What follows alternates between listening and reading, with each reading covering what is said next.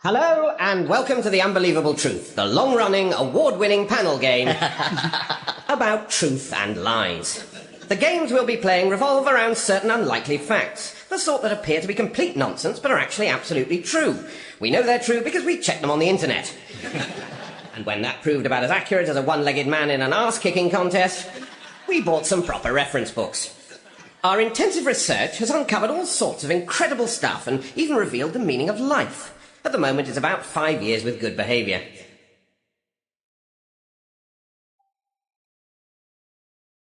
Joining me today are 4 guests whose CVs read like several neatly typed pages of A4. They are, in no particular order, Jeremy Hardy, Andy Hamilton, Neil Malarkey and Graham Garden.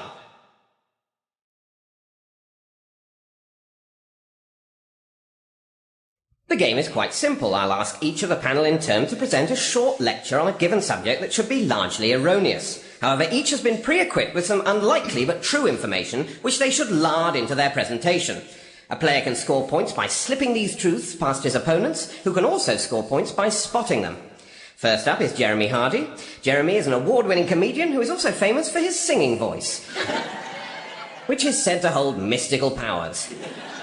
It once made a blind man deaf.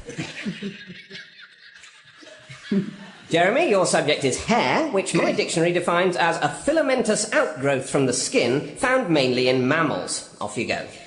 Hair is probably the most important human organ. It never stops growing throughout our lives. And only... Yes, Andy. I think the bit it never stops growing throughout our lives is in bad taste. But I also think that it's true. It's true that it never stops growing? Yes, throughout our lives, yes. Well, now, in fact, it does stop growing. It grows sort of in spurts. 90% of it is growing at any given time, but 10% of it isn't. So am I 90% right, then? Well, hang on, if that's true, how come 90% of mine has stopped growing and 10% has? It's still growing, just not around you. Yeah. So, did I... No, you didn't spot a truth, unfortunately. Just think of it as flesh-coloured highlights. It never stops growing throughout our lives and only stops when we die. Yes, Graham. Yes, it does stop when we die, contrary to mythology. Yeah, no, that's quite right. It does stop when we die. Fair play. Human babies are born sightless and covered in long dark hair called placenta or aftershock. A person with no hair cannot survive for more than a few seconds because the Earth's atmosphere is much colder than you'd think.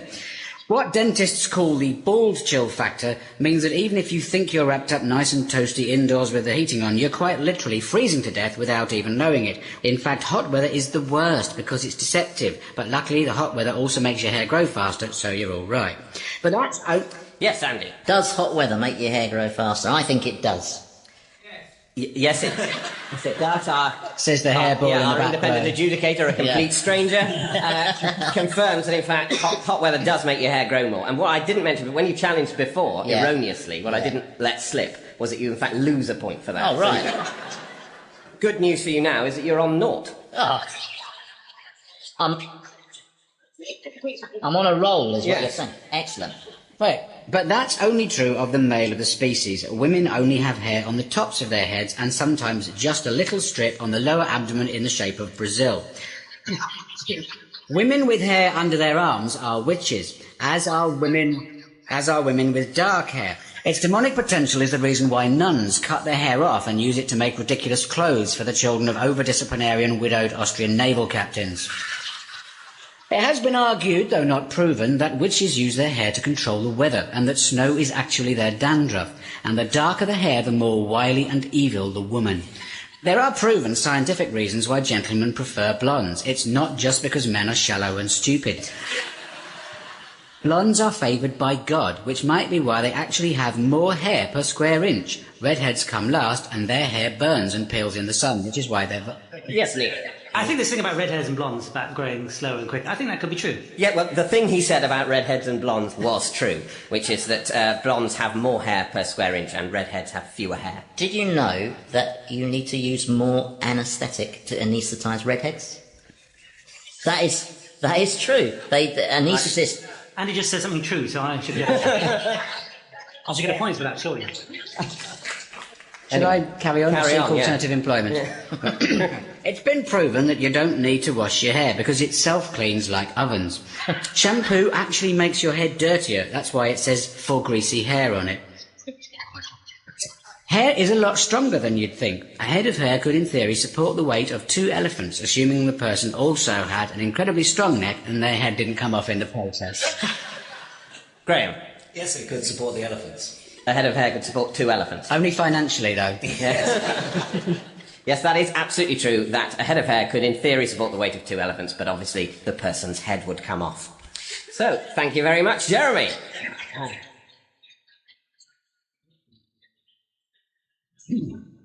Hair care has come on in leaps and bounds lately. Who these days feels the need to take 2 bottles into the shower? Apart from Charles Kennedy, of course. So, Jeremy, you managed to smuggle just one truth past the rest of the panel. It was once thought by some people that witches use their hair to control the weather. So, at the end of that round, Jeremy just gets 1 point. Damn. Okay, we turn now to Andy Hamilton. Andy is not only a writer and comedian, but is also Luciano Pavarotti's stunt double. And how much better that joke would work on TV. Your subject, Andy, is one we don't hear nearly enough about these days: football. Football, or soccer, is a ball game played between 2 teams which outlaws the handling of the ball, the object being to score points by conveying said ball into the goal defended by the opposing team. Well, that's news to me, anyway. So, fingers on buzzers, everyone else. Off you go, Andy. Well, football is a subject on which I am perfectly qualified to speak, because I, in fact, have played football at international level. I have. No. I'll tell you, in the 1970 World Cup, I played sweeper for Chile as part of my gap year. And Chile got to the semi-finals that year with a team that astonishingly included a goalkeeper with a glass eye. But that's not the most astonishing disability I've seen, because in the early 70s, Chelsea played a team from Luxembourg who included a player with 1 arm. And he was quite skillful, but he did give away quite a lot of foul throws. There is confusion about the origins of football. One theory is that the game was invented in what is now Mexico around 1200 Yes, Jeremy. It's true, there is confusion about the origins of football. That's pedantry, really, I don't isn't it? think there's much confusion about the origins of football. You know, it's pretty clear. People were bored. So, no, I'm not going to allow that. No. Carry on, Andy. One theory is that the game was invented in what is now Mexico around 1200 AD by the Aztecs. Of course, the Aztecs were also the inventors of chocolate, and some scholars... Yes, Neil. I think the Aztecs invented chocolate. Do you know, I think it is very arguable that they were one of the inventors of chocolate, so I'm going to give you a point for that. Of course, some think that the football the Aztecs used was, in fact, a chocolate egg. Indeed, it's a little-known fact that early footballs were egg-shaped till the discovery of India rubber in the 1860s gave the ball greater roundness, but it also made the ball bouncier and thus harder to control. So consequently, the pitch was made longer and wider and the goals much, much bigger. So big, in fact, that if they were being used today, Peter Crouch might score. India rubber in 1863, that's true. Yes, that is true. The change of the shape of the ball. Yes, yeah, absolutely. That came in quite late. I thought you got past it. Andy. Yeah, I know. No, it just looks that way. It might not have been the Aztecs, though, who first created football, because there are ancient Chinese manuscripts which mention a game called Zhengpao, which involved 2 teams kicking the dismembered body parts of a dead prisoner. Jeremy. I think that's true. Of all the horrible things that happened in China, Yeah. that's not one of them. Didn't happen at Eton. Yeah. Carry on, Andy. Similarly, in Kingston-on-Thames and Chester, the story goes that the game was played for the first time with the severed head of a defeated Danish prince. Although, around 900 AD, Saxon footballers started to complain that the new, lighter Danish princes' heads swerved too much in the air and made life difficult for goalkeepers. Jeremy. I think that they did play with a Danish prince's head. You're absolutely right. They did. I Or knew there others. was something there. Yeah. In 1860, Thomas Arnold, head of rugby school, laid down the first truly standardised rules for an organised football game. Though less violent than the ruffians version of the game that was being played in towns and cities, it still permitted kicking an opponent's legs below the knees, with the proviso that the player should not be held still whilst his shins were being kicked. Graham. Yeah, I think you were allowed to kick below the knee, weren't you? Yes, you absolutely were. And that whole bit was true, from, Thomas Arnold having laid down the rules and him saying you can give someone a good kicking as long as you're not part of a gang holding them down. Now, of course, football is a global game, and even as I speak, ladies and gentlemen, Brazil are playing Lapland in the semi... Yes, Graham. Football is a global game.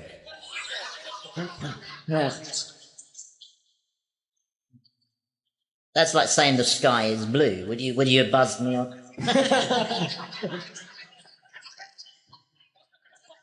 No, I'm not going to allow that. Oh, sorry. Right. Brazil. No.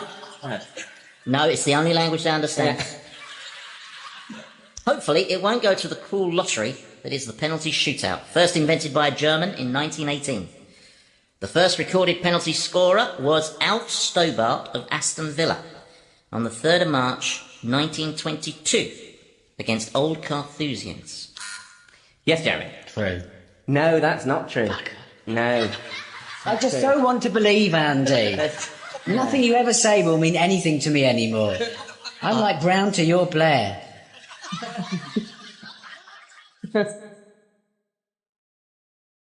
He said that the penalty shootout was invented in 1918, but the first penalty was scored 4 years later. Yeah. Well, they were busy fighting the war. They didn't have time to do the penalty shootout. But I have written in the margin here, Jeremy will fall for this. Yeah, because the penalty was actually a 20th century invention called the kick of death. It could be taken from anywhere along a line 12 yards from goal, and not only was the goalie not allowed to move, he wasn't even allowed to stand in the goal. It was a free kick into an empty goal. Oh, those were the days, eh, Peter Crouch? So there you have it, loads of interesting facts about football. All of them were absolutely true, or my name isn't Andrew Stanley Hamilton. Thank you very much, Andy.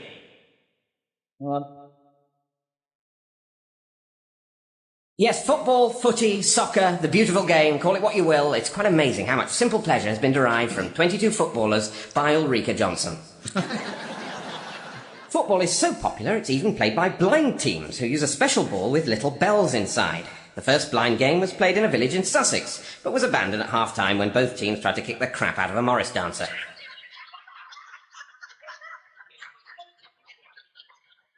I'd pay to see that.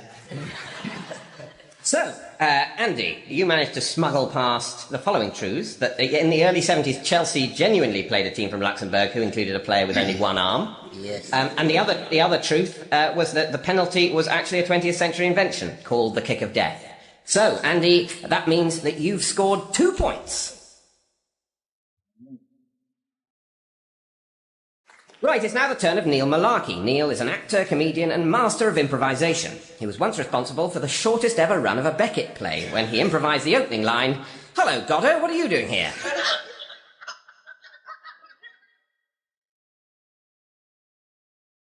Your subject, Neil, is the cat, by which I mean the domestic or house cat, a small carnivorous mammal related to the African wildcat. Fingers on buzzers the rest of you, off you go, Neil.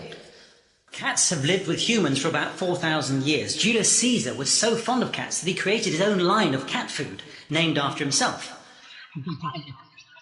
Julian cat food. He would give out free branded calendars with pictures of his own cat, Tibbles, named after the river Tiber in Rome, in various states of repose. This became known as the Julian calendar. Jeremy. I think it was true when you said at the very start that humans and cats have lived together for 4,000 years. Yeah, you're absolutely right. Cats have lived with humans for about 4,000 years. There you go. Okay. The Mesopotamian black cat sometimes has an extra tail. The Russian blue cat... Graham. Whatever you're going to say about the Russian blue cat is true. I can't help feeling that... I got cold feet about the two tails. As a tactic, I think that puts Neil in quite a strong position.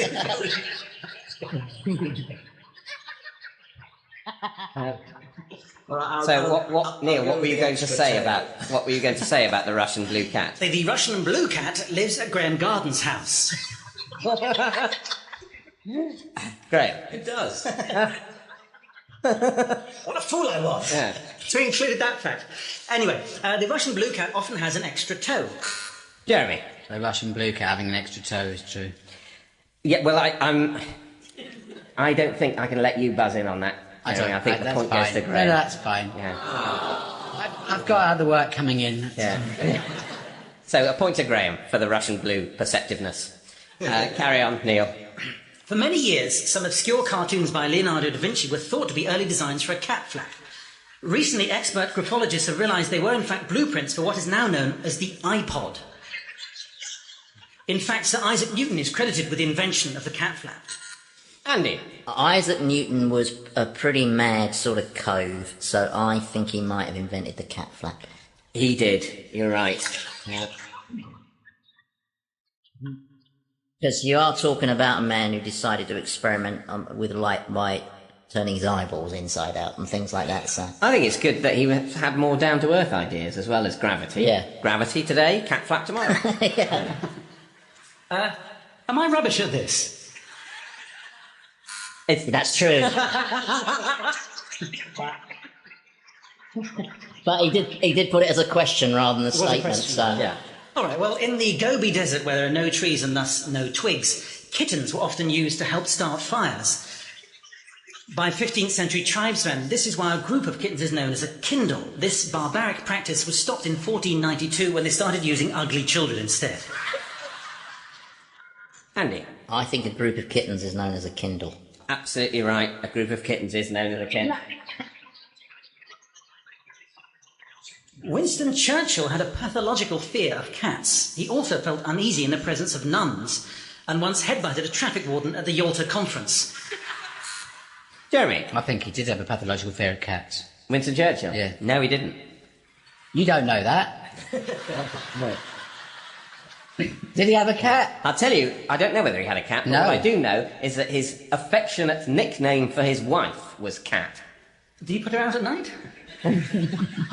Only during the Blitz. Anyway, Henry VIII didn't like cats also. Instead of a wooden racket with catgut on it, he used a real cat when playing tennis at Hampton Court.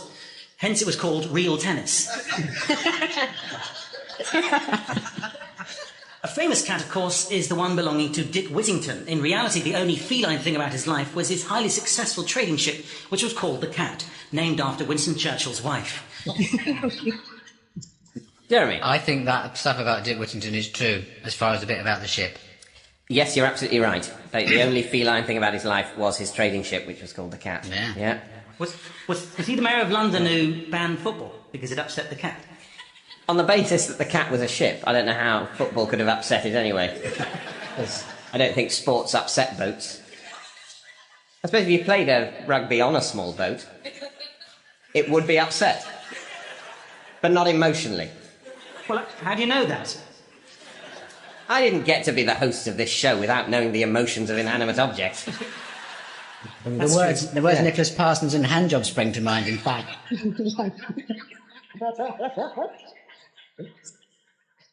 Oh, that thought has really upset me.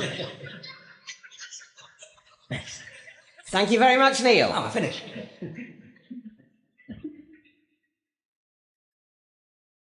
Neil mentioned that cats have lived with humans for about 4,000 years, although for about 3,000 of those years, they were next door pretending they hadn't been fed. So, Neil, you managed to get none of your truths past the panel, which means that you've scored no points. Okay, it's now the turn of Graham Garden. Graham is a comedian, writer and actor who, as the quiet genius in The Goodies, destroyed the post office tower with a kitten. Imagine how stupid the IRA felt when they saw that. Your subject is the bee, a flying insect that feeds on nectar. It commonly stings, makes honey and lives in a hive. That bee. Fingers on buzzers, everyone else. Off you go, Graham. Right, bees have very highly developed senses. In fact, they have 8 noses, 4 at the front and 4 at the back. They have 7 ears, 3 on the left side and 4 on the right, but they only have 5 eyes. 3... Andy. I'm going for 5 eyes. You're quite right. Bees only have 5 eyes, or you might say they've got as many as 5 eyes. Yeah. But, you know, depends who you are. If you're a fly, you'd feel sorry for them, only 5 eyes. I'm jealous. 3 eyes on top of the head and 2 in front. And nowadays, sniffer bees are being used to find drugs. Their sense of smell is far better than dogs, and they can be trained to recognise a particular smell in about 3 days. Bees have a remarkable memory for faces and will return again and again to the same person to sting them. In Slovakia, beehives are carved to look like the beekeeper and his wife, so that the bees will learn to recognise them. The offspring of a wasp and a bee is known as a wee. The wee has no sting, but its honey is rubbish, which is why it's never been commercially exploited. Trained bees have been used for entertainment since Egyptian times, and in the early years of the 20th century, the Moscow Bee Circus toured the capitals of Europe to great acclaim. The undoubted star of the tiny ring was Goliath, the strong bee. And Goliath performed feats of strength such as lifting coins and small brooches, or knocking peas across the room with his wings. Now, Goliath was what is known as a carpenter bee. The carpenter, so called because its right foreleg is sharply serrated, and it uses it to saw twigs and reeds into short sections. Yes, Andy. Well, I've got to confess here, someone in the audience said true, and I presume that man is an expert in carpenter bees, so if I don't get a point for this, he's dead. Well, he's dead. Haha. Well done, Dad.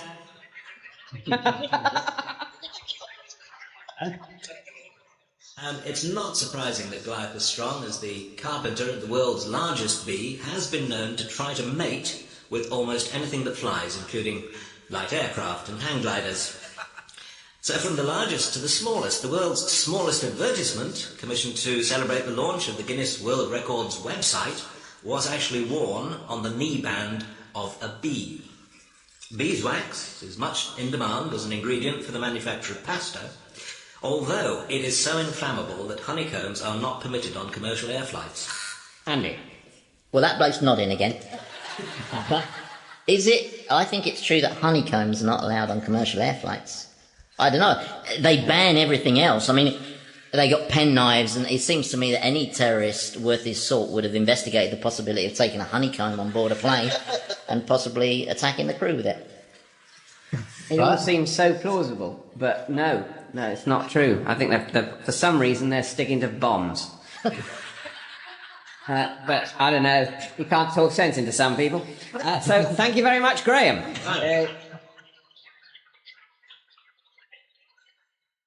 And there you have it, the bee, one of the few insects to have a brass eyes named after it. The others being the melon wasp and the you wouldn't want to pay the postage on those butterfly.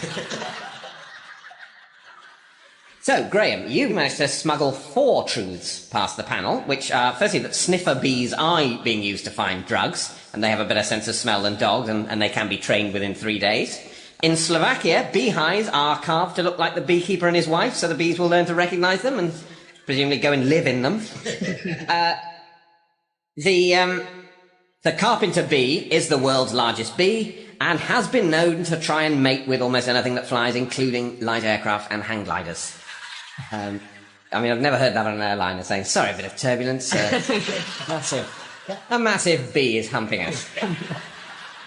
I've seen a 747 get quite turned on.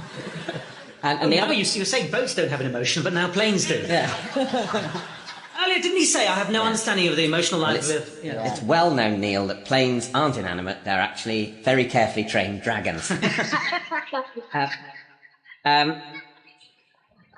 And the 4th truth that Graham got past you is that the world's smallest ad, which was commissioned to celebrate the launch of the Guinness World Records website, was worn on the knee band of a bee.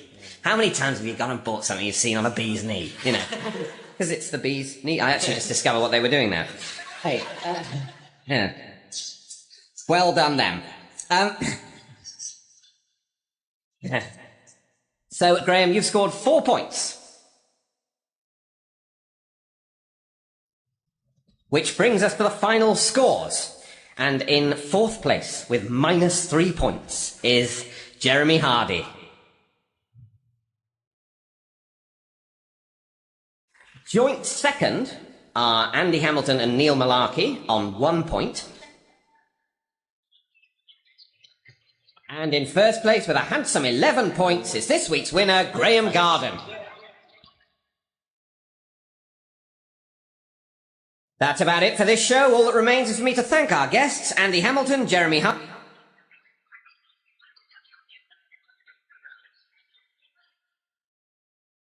Hello and welcome to The Unbelievable Truth. You join us for the first programme in a new series which has already been described by critics as Show 1. Joining me this week are 4 comedians who are in alphabetical order: A. Neil Malarkey, B. Frankie Boyle, C. Tony Hawks, and D. Marcus Brigstock. The game couldn't be more simple. Each of the panel in turn will present a short talk on a given subject which should be largely erroneous. However, each has been supplied with some unlikely but true information which they should sneak into their presentation. Points are scored by slipping these truths past the opponents, who can also score points by spotting them. First to take the truth detector test is Tony Hawks. Tony is a comedian, writer and sportsman who once beat the entire Moldovan football team at tennis. I'm told Tony could have been another Tim Henman if he hadn't ruined it all by winning 11 games of tennis. Tony, your subject is the cat, by which I mean the domestic or house cat, a small carnivorous mammal related to the African wildcat. Off you go, Tony. Cats have been employed unsuccessfully to assist humans in a number of roles. In Elizabethan times, a live cat slung in a kind of small net hammock across a gentleman's groin was briefly in fashion as a codpuss. But it soon proved impractical. In 19th century Belgium, cats were employed to deliver letters until it was discovered that the cats lacked the discipline for work in the postal service. And in Korean restaurants, cats were employed as chefs, where their responsibilities included chopping onions, as that doesn't make their eyes go weepy, and enticing the dish of the day into the kitchen. When a cat lashes its... Yes, Marcus. I have a feeling that the last bit of using cats to entice other cats into the kitchen may be true. You think they used one cat, a very sexy cat, Yeah. to lure other randy cats other into cats the kitchen into of their the cat restaurant. restaurant? Unfortunately, it's not true. Really? When a cat lashes its tail from side to side, it means keep away. Now that's definitely true. I don't think it is. I'm afraid The that's message not that cats true. seem to be given when they swish their tail about is, hey, look at my anus. Why they're trying to communicate that to us, I've never really worked out. Well, I think cats have a limited number of things that they wish to express, and you know they can pretty much do it all with a tail and an anus. In fact, the only wonder is why they have faces at all. But that's probably for some science program to explain why cats have evolved faces. Probably to do with breathing. Carry on, Tony. Right. According to folklore, a cat sleeping with all 4 paws tucked under it is a sign that cold weather is on the way. A cat hop... Yes, Neil. According to folklore, that's probably true. Whether it's actually true, I don't know. But Well, yeah, I mean, according to folklore, it's true. Yes. so some bloke made it up, and now it's passed Yeah. as the truth. Yes, saying something is true according to folklore may not seem like much, but it at least means it's the kind of lie people have been telling for quite a long time. Certainly, I think cats don't know what the weather's going to be and are, in general, compared to humans, idiots. But now somebody in the audience go, oh, come on. Have you read some of that cat poetry? Is very moving, and that cat cathedral in Reims is fantastic. Or was that also built by humans? But you've got a bad back just from walking about. You can drop a cat from a huge height and it just lands on its feet. Who's the idiot there? Well, I mean, a cat can't drop me from a huge height. Good point. But according to folklore, Yeah. a cat sleeping with all 4 paws tucked under it is a sign that cold weather is on the way. So, yes, you're quite right, Neil. Thank you very much. Tony. A cat hopping from one paw to another is a sign that your tin roof is too hot. According to Hebrew folklore, cats came about because Noah was afraid that rats might eat all the food on the ark. He prayed to God for help, and God responded by making the lion sneeze a giant sneeze, and out popped a little cat. In Finland, in the 1940s, a team of scientists conducted a series of experiments in which cats were subjected to short bursts of electric current. Yes, Marcus. Yes, I suspect that's definitely true. Mainly because I just think the idea of electrocuting cats is too delicious to be a lie. Unfortunately, I mean, there may have been people in Finland electrocuting cats, but we have no record of it. So I'm Do we afraid have that's a not record true. of how many minus points I've got so far? We do, and it's several. Tony. Incidentally, it was discovered that when subjected to an electric current of at least 50 volts, a cat's tail always points towards the north. Carla Lane, the well-known animal lover, owns 400 cats, whereas the President of the United States, George Bush, has only 300. Dick Cheney, 150, and Dale Winton owns 8. Yes, Marcus. Dale Winton's got 8 cats, guarantee it. I met him once and he was covered in fluff. That wouldn't have necessarily been from cats. I don't think he does have 8 cats, I'm afraid. That's not true. Although it does sound more likely than Carla Lane having 400 and, I think Dick that's Cheney what Tony's 150. cleverly done. Yeah. Had he then gone on to say, and a family in Ipswich has a cat, that would be a dead giveaway of the truth. Yeah. But, Neil. That's true. A family in Ipswich does have a cat. But you don't get a point for spotting things I say are true. Otherwise, you could buzz again and get another point. I don't get a point for buzzing in when you say a true thing. That's true, isn't it? Yes, that is true. But as I say, you don't get a point for You buzzing just in. said it's Stop true. it! Stop it! The buzzer is a privilege, not a right. And a family in Ipswich has a nuclear weapon. Many people have detested cats. Neil. Many people have to test cats. Yeah, well, I mean, that is, yeah, that's not one of the official truths that Tony is trying to I would smuggle like up, to but- register myself as one of the many. Yeah, well, they've got a bit of a rough going over from the whole In pantry. fairness to the cats, I detest their owners much more. Well, surely alienation. Yeah, like there's some here. We're recording this on a Sunday afternoon. They'll be sitting at home writing poems to the bloody thing. I think it's possible to own a cat without being mental. Anyway. It's not possible, though, to own a cat without having quite a smelly house. I don't think that's true. My parents have cats. I don't think their house smells. And when I say they have cats, they've got 1 at the moment. They've had a maximum of 2. They've never had like 14. So you're saying there's a dead cat somewhere in your parents' house? No. Is this in Ipswich? No, or- it's not in Ipswich. Oh, okay. No. Where is Do you want to give my parents' address on it? I'm sure there could be no problem. I'll do that later. Okay. But I think, yes, you can have a point for many people in history have detested cats. Thank you. Tony. The composer Brahms hated cats so much that he would sit at his window in Vienna and shoot at them with a homemade harpoon manufactured from a bow and arrow. And finally, I think you should all know that the first king of Sweden had a cat called Chris. Thank you, Tony.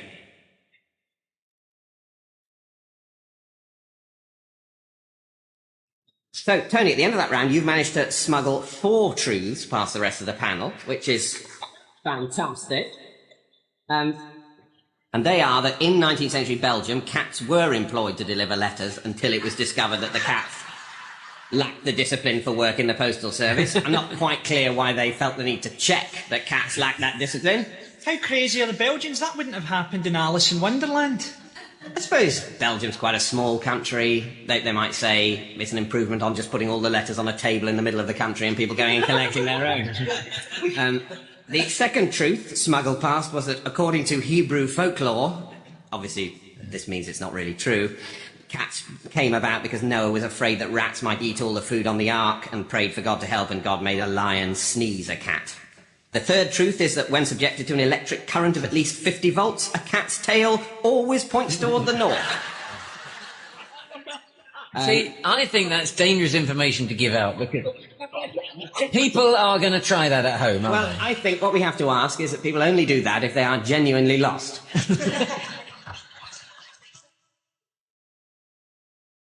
And the fourth truth is that the composer Brahms hated cats so much that he would sit at his window in Vienna and shoot at them with a homemade harpoon manufactured from a bow and arrow. Yeah. In what sense is it a harpoon if it's a bow and arrow? Isn't it a bow and arrow? What he did is he attached a bit of cord or string to the end of the arrow, would fire the arrow into a cat in the street, and then sort of reel the cat in.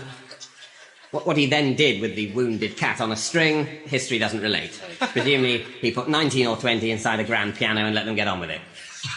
That means, Tony, at the end of that round, you've scored 4 points. A lesser-known cat fact is that it's Sir Isaac Newton who's credited with the invention of the cat flap. He got the idea after a cat fell out of a tree and then bounced through a small hole in his back door. OK, we now turn to Frankie Boyle. Frankie is a comedian who found fame when he won the Daily Telegraph Comedy Award, an accolade that ranks second only to the Exchange and Mart Literature Prize. Your subject, Frankie, is Michael Jackson, an American musician, entertainer and pop icon whose successful music career and controversial personal life have been a part of pop culture for the last quarter century. Fingers on buzzers, everyone else. Off you go, Frankie. Michael Jackson was born on the 29th of August 1958, the same day as Lenny Henry. Jackson's trademark... Yes, Tony? I think that's true. Yeah, it is true. Yeah. Frankie? Jackson's trademark one white glove is a tribute to his favourite snooker referee, Jan Verhaas. Michael Jackson is a former Jehovah's Witness. Jackson... Yes, Neil? I think that's true. Yeah, that's true as well. I don't know. I don't know whether they turned out to be too mental even for him, or whether he was too mental even for them. Prince is a Jehovah's Witness now, of the door-knocking variety. Really? Assuming he can reach the door. Where do you have to live to make it likely that Prince is going to pop round and hassle Near you? your parents. Where is they living? Where is it? I'm not gonna, I'll narrow it down by saying that my parents don't live particularly near Prince. Frankie? Michael Jackson can bench press the equivalent of a 14-year-old gymnast. The original name for Michael Jackson's song, Billie Jean, was Not My Lover, since Quincy Jones feared people were going to mix up Billie Jean with the tennis player Billie Jean King. Tony? I think that Quincy Jones is crazy enough to have actually thought that. Yes, he was. He did. He did think all of that. And the explanation for Billie Jean King not being Michael Jackson's lover is presumably that she's a lesbian. Yeah. Otherwise, it would be an obvious liaison. Yes, I think we can all agree they've got a hell of a lot in common. Yeah. Michael Jackson's favourite novelist is J.K. Rowling, but he confesses that he hates the Harry Potter series. His favourite film is The French Connection, which he is known to regularly screen to an audience of baffled 12-year-olds. Tony? I think that is his favourite film. Don't think it is. Oh. Actually. The first time Michael did the moonwalk, he was phoned at home by his neighbour Fred Astaire, who said it was the best performance he'd ever seen. The two later fell out when Astaire complained that it was Jackson's fault that part of his gazebo had been eaten by a monkey. Doctors have warned Michael that if he cries for longer than 26 minutes, his face floods and he will drown. Michael Jackson claims never to have had any plastic surgery. Marcus? I think that's true, isn't it? I don't think it is. But it would certainly be characteristically in stark contrast to reality. Yeah. But yeah, no, I don't think even he has bothered trying to pull that He wool over people's claims he hasn't eyes. had his skin lightened, doesn't he? He claims that he has a skin pigmenty thing that makes it suddenly change colour. Yes, It's always a hard sell to claim that you've got a condition that nobody else in the world has. It's always unfortunate for the first people with a disease, isn't it? Michael Jackson is extremely ticklish, particularly on his feet. Michael visits over 200 children's hospitals a year to cheer up patients and for sex. Tony?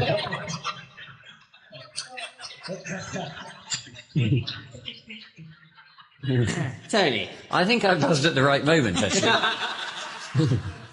Well, I was going to say he does visit more than 200 children's hospitals a year, or roughly 200. That's not true as far as we know, No. I'm afraid. But thank you, Frankie. Frankie, the end of that, you've managed to smuggle 2 truths past the rest of the panel, and they are that the first time Michael did the moonwalk, he was phoned at home by his neighbour, Fred Astaire, who said it was the best performance he'd ever seen. That was nice, although we've, I think, only got Michael Jackson's word for that. And the other one is that Michael Jackson is extremely ticklish, particularly on his feet. And that's sort of a gross thing to know. Which means you've scored 2 points. In 2002, rumours spread that Jackson's 3rd child was not his biological offspring. However, in photographs it was clear the baby had his father's nose, which must have fallen into his buggy when the child was being strapped in. When police raided Jackson's Neverland Ranch in 2004, it was reported they found Class A drugs in the kitchen, Class B drugs in the bathroom, and Class 4C in the bedroom.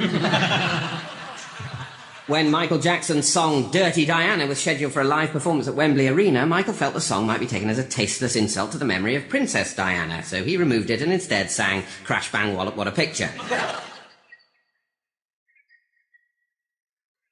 Right, it's now the turn of Neil Malarkey. Your subject, Neil, is beards, the facial hair that grows on the lower part of a man's face. Fingers on buzzers, the rest of you. Off you go, Neil.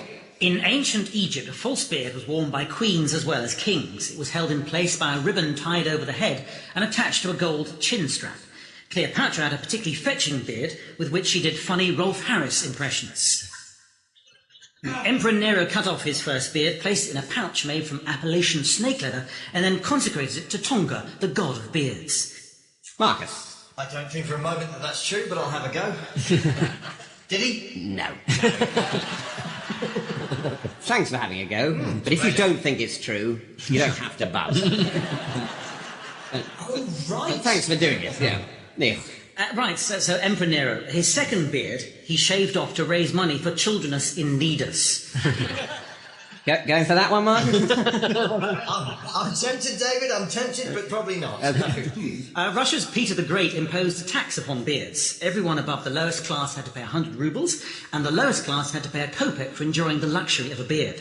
Yes, Tony. I think that there was a tax on beards, and Peter the Great was the man that did it. Yes, he was. Oh, yeah, that's true.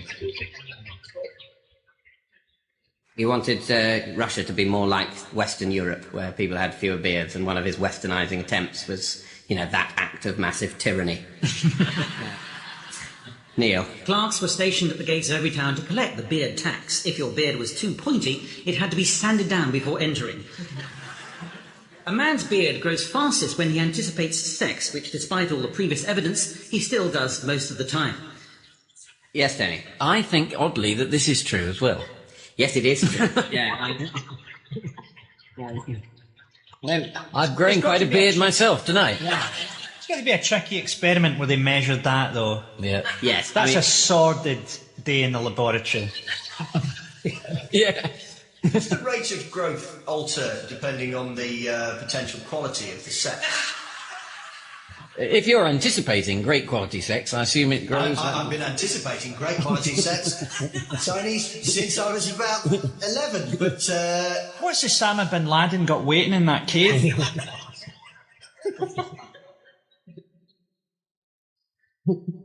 During Queen Mary's reign, the beard was often used as a place to keep matches, snuff boxes, and playing cards. A fear of beards is called pogonophobia. Marcus. That's absolutely, definitely 100% true. Don't tell me it isn't. It is 100% true, yeah. Neil. Tong shui is like feng shui or feng shui. Tong shui is based on the alignment of hair, including facial hair. Apparently a beard may bring danger, especially from soup and nesting sparrows. Sideburns are considered good luck since they prevent your good ideas from leaving your head. The only member of the band ZZ Top without a beard is called Frank Beard. That's a lot of buzz because I know it to be true. Frank Beard is a member of ZZ Top who doesn't have a beard. Yes, that's true, yep. Yeah. And Alan Haircut is the only member of Haircut 100 without a haircut. And that completes me. I've got away with one. Thank you, Neil. Neil, yes, you only managed to smuggle one truth past the rest of the panel, which was that in ancient Egypt, a false beard was worn by queens as well as kings. It was held in place by a ribbon tied over the head and attached to a gold chin strap. Apparently it was also made of metal. Anyway, so at the end of that round, Neil, you've scored 1 point. Queen Elizabeth II wouldn't let Philip, Charles or Andrew keep their beards, which they all thought most unfair, as she always let the Queen Mother keep her moustache. However, alone amongst the royals, Edward was allowed to keep his beard and later married her. OK, it's now the turn of Marcus Brigstock. Marcus is a comedian and actor who once shared the stage with Bruce Forsyth, a unique achievement for someone who hasn't won Miss World. Your subject, Marcus, is coffee, a widely consumed beverage prepared from the roasted seeds, commonly referred to as beans, of the coffee plant. Off you go, Marcus. Just 1 strong cup of instant coffee can cause hallucinations and is often used to keep Pete Doherty interesting if he runs out of cocaine. He racks up dried Maxwell House and then snorts lines of it off of Kate Moss. Frankie. I've been reading about Doherty and that sounds fairly up to the mark. Why is he the world's fattest heroin addict? What's he cutting his heroin with? A hollandaise sauce? No, apparently it is, more the drugs than the dried up Maxwell House that he's into, even if it is on Kate Moss. We've all heard of Christian coffee mornings, but did you know that coffee itself is a Christian beverage and the drink was in fact baptised by Pope Clement VIII? Tony? I think this is true as well. Yes, that is true, yes. Yeah, that's apparently the only way he had of saying something was good. Couldn't just say it's perfectly tasty, get a grip, he had to baptise it. As we say, it would be a pretty valuable cup of coffee if the water in it was from the papal font. I don't think it's even an order you can make in Starbucks, is it? No. Can I have it made out of holy water, please? A papal latte grande? Yeah. I think they do that. Oh, yeah. The man who invented the combination of superheated foamy milk and the various incarnations of frothy coffee that followed killed himself after realising that he had spawned a monster that would take over the world. He in fact placed his own mouth on the steam nozzle and boiled his own lungs. The most expensive cup of coffee in the world does not in fact come from the Virgin train service between Manchester and London, but actually it comes from a bean that is passed through the digestive tract of a cat. It costs £5 a cup and is said to have more of an earthy taste than that of a cat's bottle. Frankie? It sounds like the sort of thing that happens in Cornwall. It doesn't happen in Cornwall, but it does happen, that is true. Oh. Most expensive... Most expensive coffee in the world has passed through the digestive tract of the Asian palm civet, or toddy cat, and it sells for around $600 a pound. So the question it begs is, how did they find out that coffee was so... Somebody said, do you know what I think might be worth a try? Taking the coffee beans out of that dung, cleaning it off a bit and making a nice cup of espresso. OK, Cindy Crawford rubs coffee beans on her thighs to keep them all lovely and smooth. Frankie? I'm hoping that's true. Yeah, that is true, yeah. You see, my dreams don't always lie to me, David. Bit of a beard coming on your chin. Apparently it uses a mixture of ground coffee and olive oil, and it's supposed to reduce cellulite and improve the quality of the skin. Right. There you go. If you drink more than 500 cups of coffee in 1 year, your breath will take on a permanent coffee aroma, which will stay on your mouth for the rest of your life. In some schools, this is qualification enough for you to teach maths to 10-year-olds. In 1656, the Grand Vizier of the Ottoman Empire prohibited coffee and closed the coffee houses of Turkey. The penalty for drinking it was to be sewn alive into a leather satchel and thrown into the Bosphorus. Neil? I think it's true that he banned it, the Grand Vizier. Yeah, he did ban it, and the penalty was to be sewn alive into a satchel and thrown into the Bosphorus. So, that's a pretty serious penalty. The cappuccino gets its name from its foam topping, which is believed to resemble the hooded robe of the Roman Catholic Capuchin friars. It is still illegal to sell coffee beans in the Shetlands. Ooh, Tony's buzzer didn't buzz, but it did light up. Do you want to buzz again? Yeah, well, the good thing about that means that if you want to withdraw your buzz, you're allowed to. OK. Yeah. Do you want to withdraw your buzz? I think I might withdraw mine. Thank you, Marcus. Marcus, you only managed to smuggle one truth past the panel, and that was by the skin of your teeth. Yes. Because of Tony's sort of Tony's half buzz. The cappuccino does get its name from its foam topping, which is believed to resemble the hooded robe of the Roman Catholic Capuchin friars, which have a robe that looks like a coffin. Do they also have a little bit of chocolate sprinkled on the top of their head? So at the end of that round, you've scored just 1 point. Oh. Yes, that was coffee, Colombia's second favourite export. Medical experts recommend that coffee shouldn't be drunk after 7 in the evening, as there's a danger it might keep you awake during the archers. Which brings us to the final scores. In joint third place is Frankie and Marcus with no points. In second place with 4 points, it's Neil Malarkey. And in first place with a winning 7 points, it's this week's winner, Tony Hawks. That's all for this week. I have to thank our guests, Marcus Brigstock, Tony Hawks, Frankie Boyle and Neil Malarkey.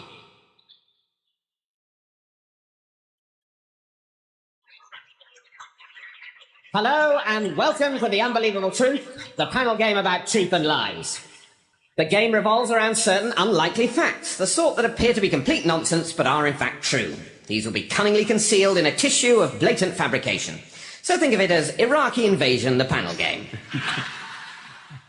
Joining me, please welcome our 4 guests, whose names are, in no particular order, Jeremy Brand, Joe Hardy, Clive Allen and Davis Anderson.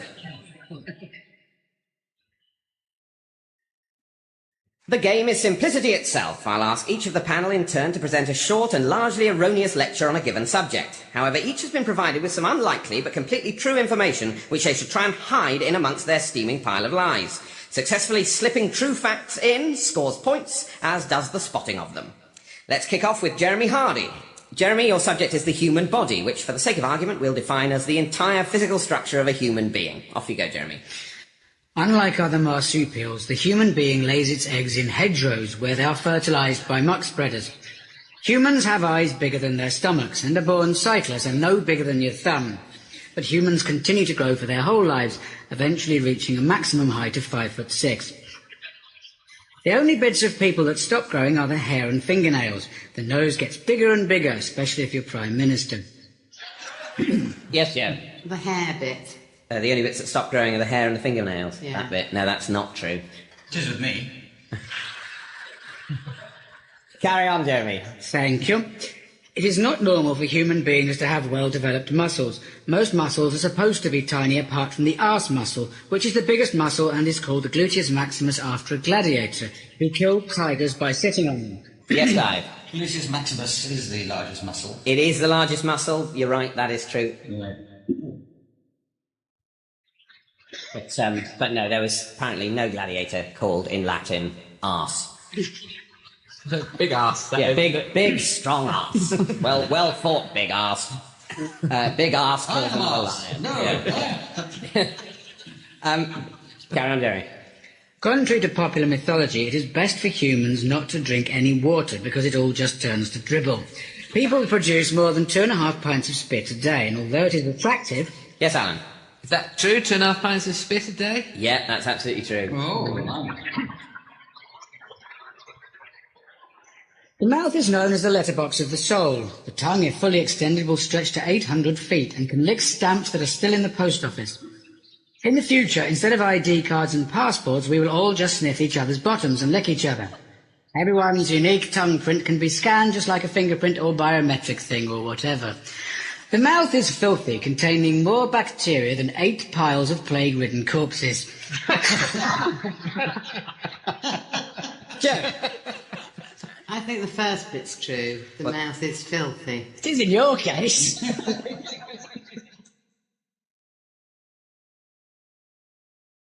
No, it's sort of all relative, but well, it's certainly not more toxic than 8 piles of plague-ridden corpses. You can put your tongue in someone's mouth without getting ill, sometimes. Don't try Probably- with me though, Jeremy. In your dreams, Baldy. That's true. I did actually dream that. Carry It's on. me, Hardy, I said in my dream. The fact that the mouth is so full of bacteria and kitchen waste makes it an excellent growing medium, which is why we grow taste plants, the buds of which tell us what we're eating, and yield magnificent blooms if you keep your mouth open. Sadly, the taste buds only last about 20 days. It doesn't matter... Yes, Alan. That's true. You grow new taste buds. You do, but they last only about 10 days. See how I snared you into my web of delusion, my little pretty. I didn't know this programme would go this way at all.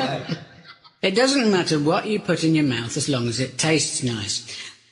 Well, that's So. true. Yeah, that's bonus true. Plutonium Can't we might have taste nice. individually tailored truths? No, I'm afraid no. I can't deal with truths in 4 separate schemes of things. No, it has to be one big scheme of things, my scheme of things. No, that's not true. Ooh, my... Yeah. Yes. Oh, see, you crack the whip and they ooh at you. Yeah. This is also, I went to Brunel University, the Arthur Mullard of further education. Where did you go to university? Cambridge. Jeremy, you didn't go to Cambridge, did you? I tried to get into the University of Life and they wouldn't have me, so I had to go to Southampton. Jeremy, carry on. I'm trying to... Okay, then. The digestive tract, if unravelled, would reach to the moon, but it would be very hard to fit it back in your bottom.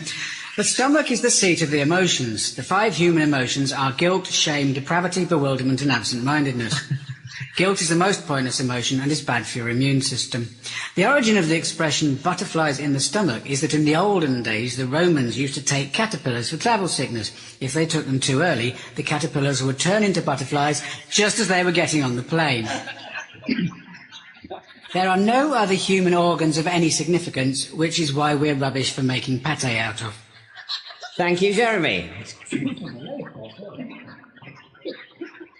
Jeremy, at the end of that round, you managed to smuggle through 3 truths, which are that the nose does get bigger and bigger throughout your whole life, as do the ears. God help me. And, I'm in trouble with it. Yeah. So you eventually turn to an elephant. Yeah. Elephants are very, very old people.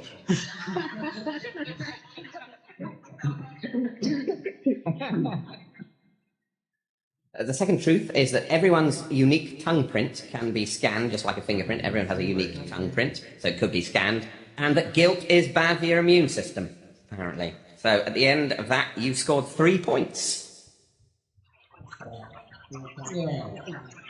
Can't believe that Clive is a trained barrister and doesn't know that guilt is bad for your immune system. So instead of waiting to see if the evidence shows that the guy's guilty, just see if he starts sniffing. Exactly, yeah. Yeah, unless you're totally amoral, in which case you'd feel no guilt, and then you'd get off It's scot-free. like dunking witches, isn't it? It's just hopeless. Yeah, they should never have brought it back. Dunking Witches is now a chain, isn't it? To keep our bodies healthy, foodstuffs now carry colour-coded traffic light stickers. Fatty foods with high sugar and salt content carry a red sticker, while fruit and vegetables carry a green sticker. And if you see an amber sticker, then you should rush at the item and wolf it down before it changes. Other than humans, the only other animal to have a hymen is a horse, and it was a brave farmhand who owned up to discovering that. OK, we turn now to Alan Davis. Your subject, Alan, is Coca-Cola, the carbonated soft drink originally invented in the late 19th century in Atlanta, Georgia, which is today sold in more than 200 countries. So fingers on buzzers, everyone else. Off you go, Alan. Every president since William McKinley in 1900 has done a Pepsi-Coke taste challenge. Every single one has chosen Pepsi with only 2 exceptions, John F. Kennedy and Bill Clinton. Playboy magazine ran a specially prepared Coca-Cola advertisement with a picture of Clinton drinking Coke and a slogan dismissing the newfangled Viagra as unnecessary. Coca-Cola's claim to adult drinkers that it was a treatment for impotence was short-lived and was stopped after appearing in only 1 issue of Playboy magazine by legal action from the makers of Viagra and not the Clinton administration. Joe. Something up to this point is true. It's got to be. There's got to be, isn't there? Yeah. Well, The taste challenge. The president's taken the taste challenge. no, that's not true. Bill Clinton, something. No, none of this. Despite this very unfair form of play, you've still scored nothing. Carry on, Alan. They were also very nervous about the fact that the original Coca-Cola was known to contain an estimated 9 milligrams of cocaine per glass. Yes, Jeremy. That's true. It Yeah, did it's used to have true. cocaine in it. Yeah. Bet it was great then. I don't know why they changed that. The name actually comes from the two main ingredients, leaves from the cocoa tree, whose beans make chocolate, and from the eucalyptus, home to the koala bear.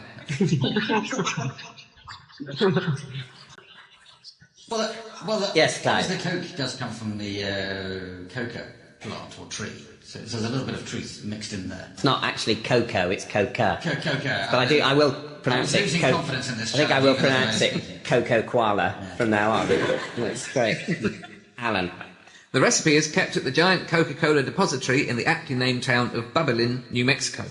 As the recipe has never been patented, a copy is also kept at the Pentagon and in Fort Knox, so Coke can be recreated in the event of a national security crisis. Joe. Oh, I think the Americans are that stupid.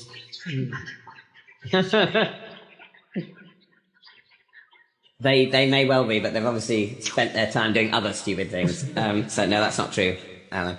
Coke's most vigorous lawsuit was against the Beatles Apple Company, when it prevented them from naming an album after one of their rivals, Dr. Pepper's Lonely Hearts Club Band. The famous Coke slogan was originally, "It's the real deal," but this was found to be copyrighted by another Atlanta businessman, a toolmaker, Fielding Palmer, who had patented the first use of linseed oil, and Palmer's oil has become the leading brand of linseed oil in the UK today. Its popularity was initially boosted by a publicity coup when the famous cricketer W.G. Grace was invited to try the oil on his bat, the first cricketer to do so. Yes, Joe. Do we get a point for losing the will to live? No. No. I bet Palmer's is the leading brand of linseed oil. How much do you bet? Do you Well, bet a point? I'm betting the possibility of getting a point for saying Yeah, it. unfortunately you lose on this occasion. No doubt. Alan. The Coca-Cola Company was aware of Palmer's success, and also in 1900, they invited W.G. Grace to become the first Englishman to try Coca-Cola. The drink was presented to Grace, who complained that it made his bat sticky. A request was immediately mailed to the United States with Britain's very first order of the famous Coca-Cola syrup, 5 gallons. Around the world, local brand colas compete with Coke, some of them even retaining the drink's original green colour. Yes, That's Joe. true. What? Original green colour. No, it's not true. Oh, bum. Apparently lots of people think it is true, but it was just the bottles used to have a green tinge. Oh, but I see. the drink inside wasn't. Alan. In Japan, the local brew is Yoko Cola. In London, it's Hokey Cokey Cola. And in the Middle East, it's Mecca Cola. Jeremy. I happen to know for a fact that Mecca Cola does exist and is marketed in the Middle East. Yes, it does. Nah.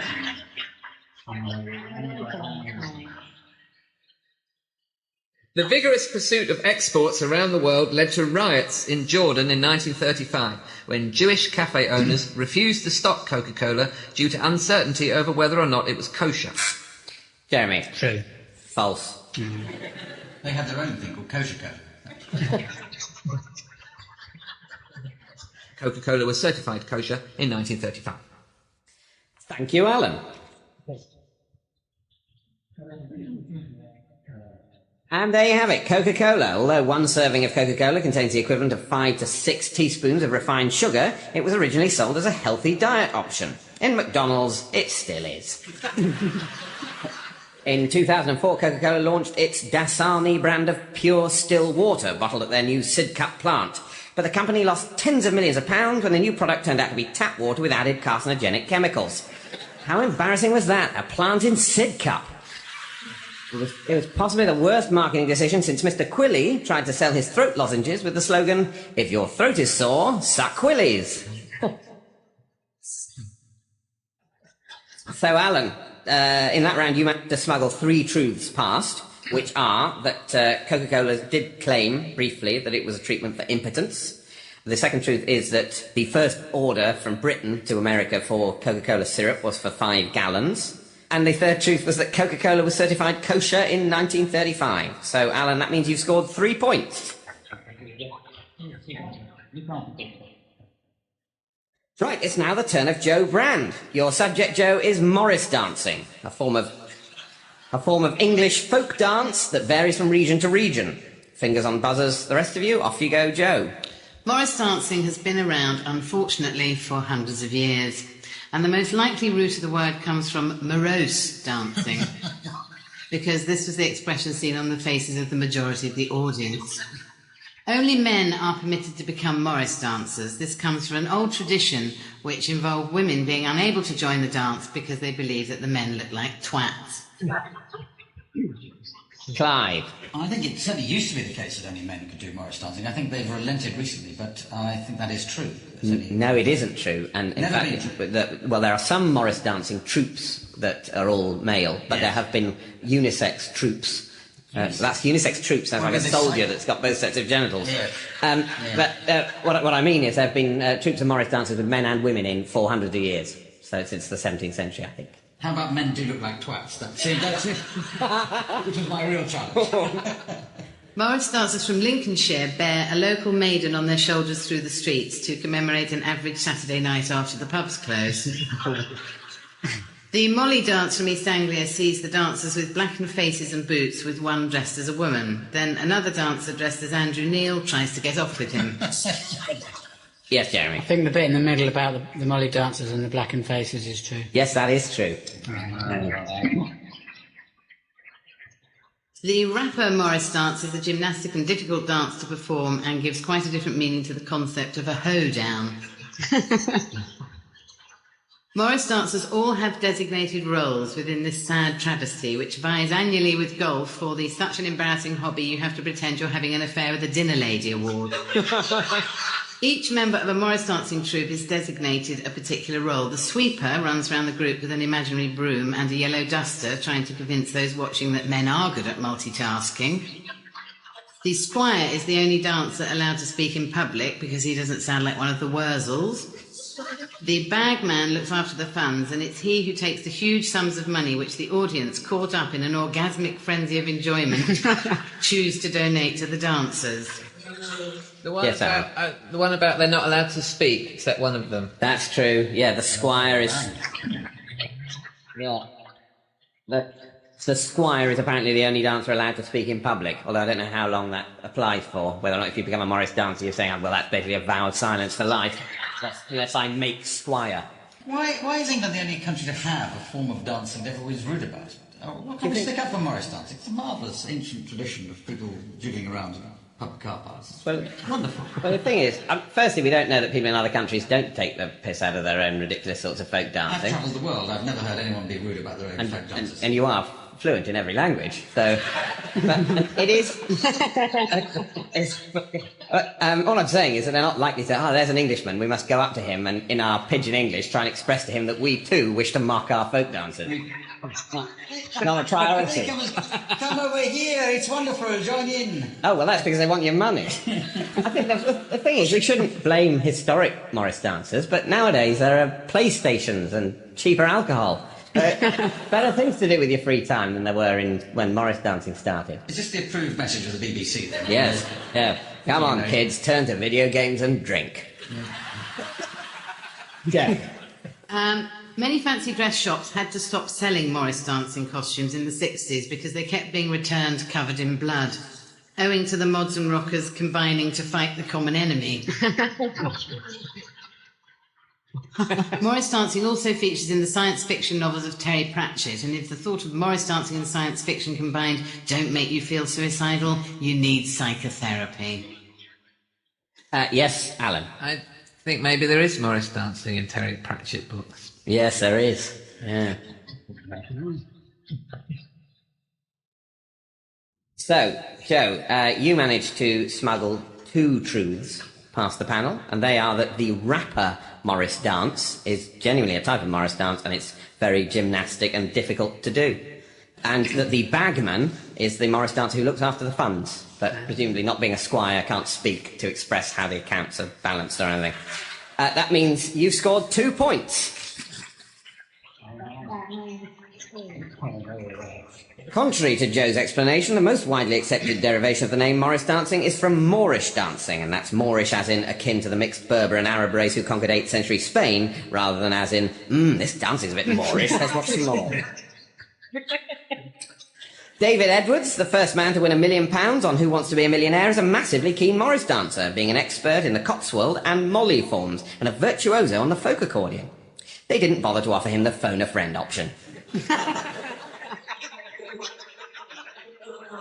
OK, it's now the turn of Clive Anderson. Your subject, Clive, is the carrot, a biennial root vegetable with a woody texture whose edible part is the taproot.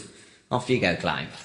OK, now where to start with the magnificent carrot, the only vegetable to be mentioned in all of Shakespeare's major tragedies? For centuries, carrots were a highly valued commodity, ranking alongside... I can't help myself. I'm sorry. I tried really hard to resist buzzing the buzzer, but I really want it to be the case that carrot is mentioned in every single one of Shakespeare's. I think it would be a better world if that was true. Unfortunately, it's not true, though. Okay, now, for centuries, carrots were a highly valued commodity, ranking alongside gold and silver. Even today, the worth of a diamond is measured by tradition in ordinary farmyard carrots.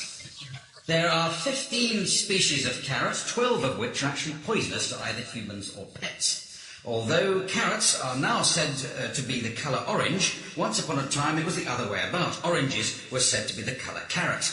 In fact, carrots weren't orange before the 16th century. It's just that patriotic Dutch farmers forced them to be orange in honour of the Royal House of Orange. Jeremy. Carrots used to be purple. They weren't orange. Until when? Until Sainsbury's. 1972. It is absolutely true that they weren't orange before the 16th century, and it was the enthusiasts for the Royal House of Orange turned them orange. I don't know how they did that. And Making them march up and down streets in Belfast quite a lot. Yeah. So, yes, that's true. Yeah, I knew you'd get that. I think it's just such a good fact that it's sort of worth having in the programme. It's the most interesting fact. It's a good fact. I think it's... yes, thank you. I think it's only quite interesting. It should be on QI instead. Well, it was on QI, which is how I knew it in the first place. So I assumed Alan would get it, but he obviously doesn't pay any attention when he's sitting there.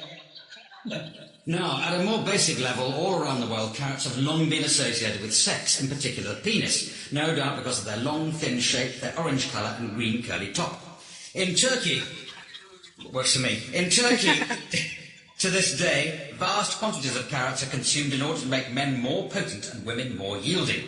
They imagine they will be at it like rabbits, though oddly enough, rabbits in the wild never eat carrots at all. Rabbits Joe. in the wild never eat carrots at all. That is true. Oh, so clever. Yeah. Greek soldiers hidden inside the Trojan horse were said to have eaten many raw carrots to control their bowels. Either that or give themselves something to do amongst themselves to pass the time while waiting for the Trojans to arrive. In modern Greece, it's illegal to include carrots in moussaka. Joe. That's daft enough to be true as well. But that in modern Greece, it's illegal to put carrots in moussaka. Or the other one about What other one? That What Trojan about the horse Trojan one, horse? surely. Right. What about it?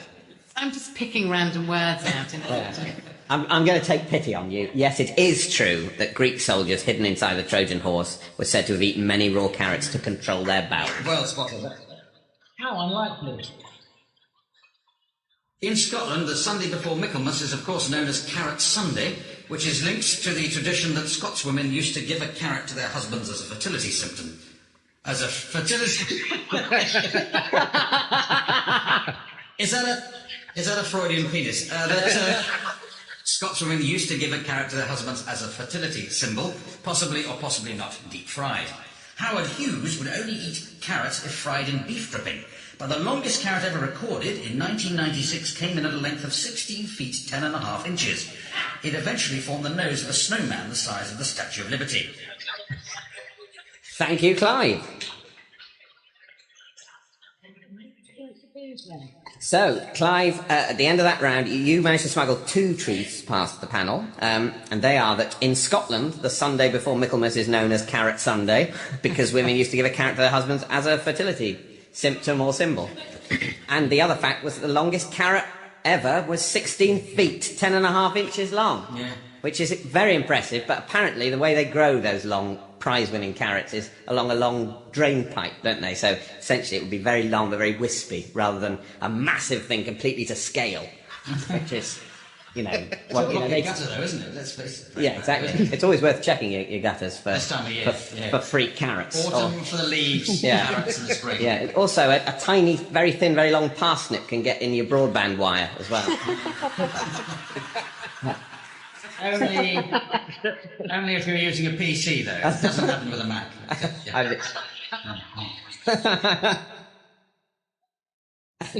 That means you've scored 2 points, Clive.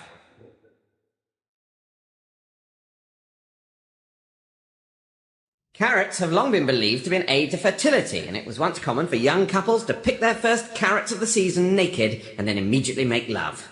But this practice was eventually banned following complaints from other shoppers in Tesco's.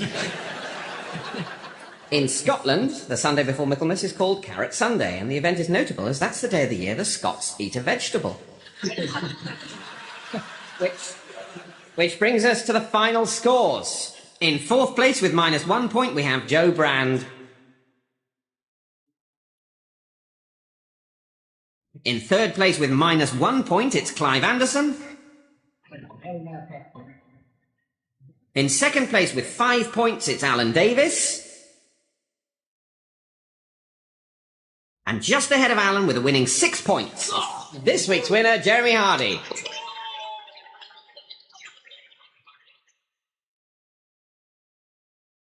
That's all for this week, so it just remains for me to thank our guests, Joe Brand, Jeremy Hardy, Clive Anderson, Alan Davis and Dustin Hoffman.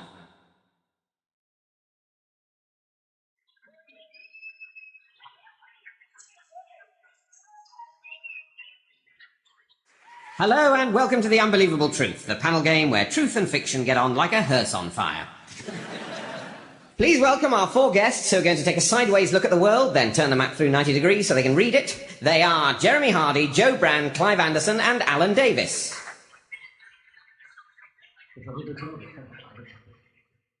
The game couldn't be much simpler. Each of the panel presents a short talk on a certain subject which should be largely fictional. However, each has been supplied with 5 items of unlikely but true information which they should attempt to smuggle past their opponents in order to win points.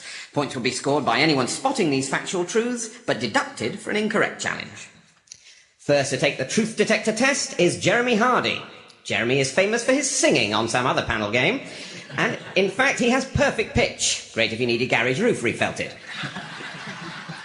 Jeremy, your subject is the chicken, a type of domesticated bird providing 2 sources of food frequently consumed by humans, meat and eggs. The chicken is farmed not so much for its meat, but for its leathery hide, which is used to make flying jackets, light bulbs and ships. Chickens were discovered on Tahiti by Colonel Sanders, captain of the Bounty Bar, shipwrecked in the Bikini Triangle after the Caine Mutiny in 1956. Colonel Sanders was a real colonel, which we know because his rank came from the same title shop where Gillian McKeith and Ian Paisley earned theirs. Those ancient chickens were bigger than the modern domesticated variety and could kill a man by beating his arm with a swan. Joe? I think that's true. Don't ask me which bit, I'm just... No, you can't. I think Colonel Sanders was a real colonel. Yeah, no, I think he was as well. He was a self-styled I don't colonel. actually know. I'm just taking a wild punt and saying he was one of those made-up ones. Yeah, I think he was one of those made-up ones. General Sir Michael Jackson. He's obviously not... That's not a real name. It's ridiculous. That's a Motown legend. It's like being General Sir Martha Reeves and the Vandellas, isn't it? Carry on, Joe. Okay. Colonel Sanders went all weird in the jungle, like Kurtz in The Heart of Darkness, but was found by Dr. Bernard Matthews, who brought him to Norfolk and introduced him to its rich genetic diversity. Matthews taught Sanders about battery farming, which involves chickens being stuffed with batteries to create power dressing. But extreme animal liberationists freed some of Sanders' chickens which bred with Matthews' turkeys. The product of such a union is called a turkin, a term which is used to describe a film which is both really bad and cowardly. The origin of the stereotype of the cowardly chicken is in Vichy, France, where many hens collaborated with the Nazis. At the end of the war, the traitors were tarred but already feathered, so that would have been a bit pointless. Some chickens were paraded naked for clucking with Germans. The French have a long history of humiliating punishments involving chickens. In the Middle Ages, a drunken chicken would have geese stuffed into its liver until it exploded. And chickens were used in the punishment of humans. A nagging wife would be chained to a bear and baited by cockerels. Unfaithful wives would have to run chasing a chicken naked through the town. That's the women being naked. Chickens are usually covered with feathers unless they go bald through stress. Yes, Joe. Let's have a punt at the naked women chasing chickens through town. No. Because even if it's not true, it sounds like a right good laugh. I think the one about the being tied up and pecked by cockerels is probably possible. Well, the unfaithful wives having to chase chickens naked through town, that is apparently true.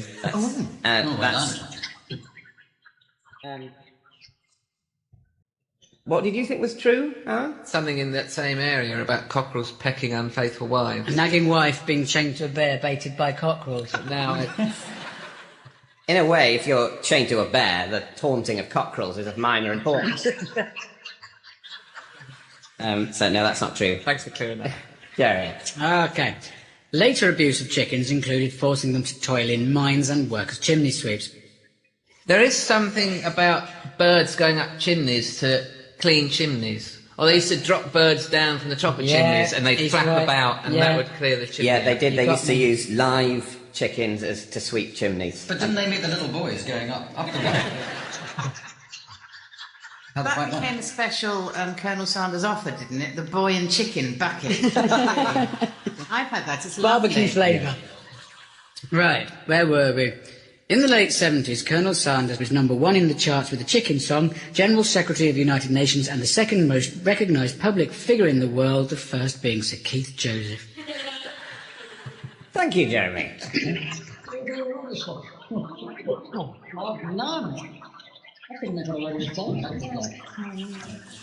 Jeremy managed to smuggle 3 truths past the rest of the panel, and they are that the product of the unholy union of a chicken and a turkey is called the turkin.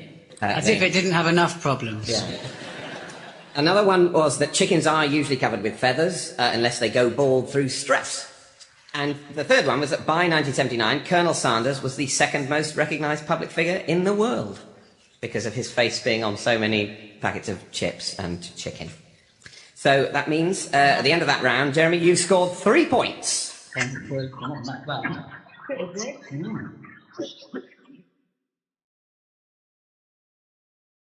The chicken's reputation has taken a bit of a knock recently with scares about avian flu, which, according to experts, is contracted by inhaling bird droppings. So there's another innocent pleasure lost. OK, we now turn to Alan Davis. Alan found TV fame as the super-intelligent character Jonathan Creek, then proved what a truly great actor he is by appearing as himself on QI. Your subject, Alan, is the London Underground, an all-electric railway system that covers much of Greater London and some neighbouring areas. So fingers on buzzers, everyone else. Off you go, Alan. The biggest fear of the design engineers on the Underground was the mental well-being of the passengers. Rail pioneers initially rolled carriages underground with animals on board to see if there were any ill effects. Yes, Joe. I think they did. Well, they tried it out on animals. Yes. Yeah, unfortunately they didn't. Yeah. Well, they should have done. They're like cattle trucks today, so it would have been... Yeah, they probably should have done. Yes. Tried them out on chickens and it would have kept the tunnels clean as well. Yeah. But they'd all gone bald through stress. Yeah, so hence the old expression, trying to clean your chimney with a bald chicken. No, that's not what that means, David. That's, Oh, so sorry. And I wonder why I'm so alone. There were not any ill effects on the animals, since there weren't any. Although a horse did trip on the escalator and break its leg and had to be destroyed, it was buried underground at what is now Baker Street Station. Yes, Joe? That's got to be true. Well, there's a horse buried at Baker Street Station. Yeah. Yeah. It tripped on the escalator. It would. A horse would trip on an escalator, Yeah. wouldn't it? That can't be right, because pets have to be carried on the escalator, so... I think there's just a plaque to the chiropractor of the man who carried his horse down the escalator. Carry on, Alan.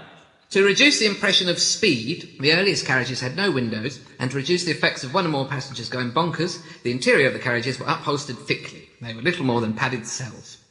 Powering the trains was a big issue. Initial ideas included flooding the tunnels and using barges.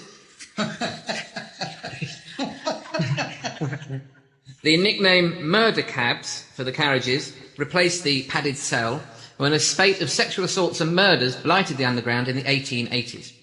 Yes, yeah. Yes, I think that's true. What Well, what he just said. the murder cabs replaced padded cells because of the sexual assaults and murders in There's the something 1880s. about the nickname. Did you say the nickname was The murder nickname cab? Murder cabs is a firm in Streatham. I use it all the time. They're not as good as GBH cabs. Yeah. At least you get there with them. But it does cost an arm and a leg, that's it. Unfortunately, the nickname murder cabs that's not true. So carry on. A safety stop device was introduced, which had the sole effect of turning all the lights out in the carriage, allowing you to hide in the dark until the next stop. This was soon declared entirely inadequate. During the Blitz, Aldwych Station was turned into an underground bakery and was granted a Michelin star by exiled French officers. Not the Michelin star. I think you're disguising the fact that it was an underground bakery. I bet there was a bakery down there, and no, it wasn't. Damn. I'm afraid not. I think Suicide is as popular as ever.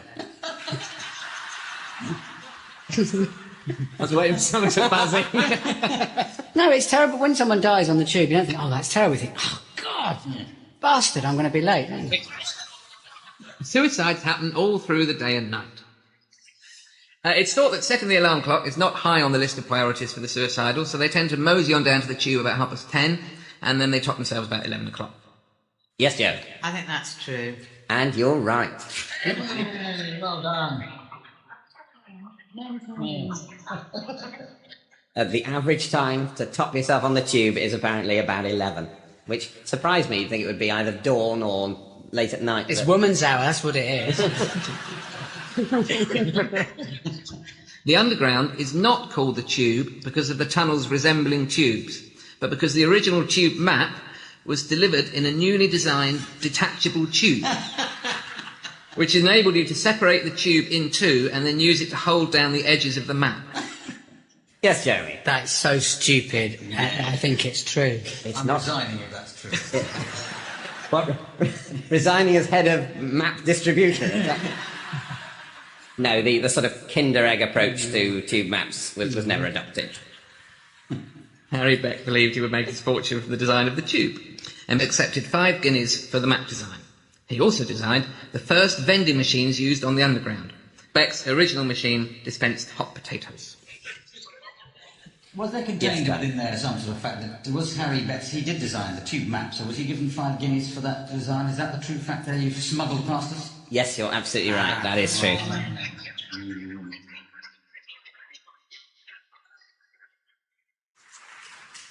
Now then. Years later, Peter Cook was appalled that the Cadbury's Whole Nut was the most popular bar on the underground, and he sang a eulogy to the flake on the platform. He was arrested at home that evening and fined £11. He sang the flake song again for the magistrates, who laughed uncontrollably before suspending the fine. He was then fined £5 for busking. Other stars fined for busking include Johnny Rotten, Sting, and a young Cliff Richard who claimed he'd only been singing to entertain the passengers during a delay but was arrested following complaints. Clive. It's just a guess, but I bet Sting has been fined for busking. No, he hasn't. No. But he should be fined, shouldn't he? Andrew Lloyd Webber led a campaign for buskers to be legitimised, and he would then pay them to play songs from Evita and Cats as a publicity stunt. His brother Julian was granted the first busker's licence. All buskers abide by an unwritten rule never to play any Lloyd Webber to this day. Thank you, Alan. Thank you. I don't know.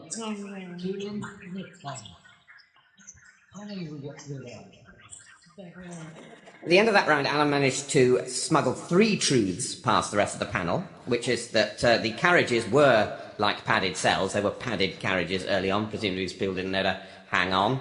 I was actually once on the tube when there was a sort of, what's it called, a Countryside Alliance march going on. And so there were a lot of Countryside Alliance people on the tube. And whenever it stopped, they all fell over. Absolutely. They don't understand our urban ways, do they? The second fact that Alan smuggled past was that Cadbury's Whole Nut is the most popular bar on the Underground from vending machines. And the third one is that Andrew Lloyd Webber's brother Julian was granted the first busker's licence on the tube. Which means at the end of that round, Alan, you've scored 3 points.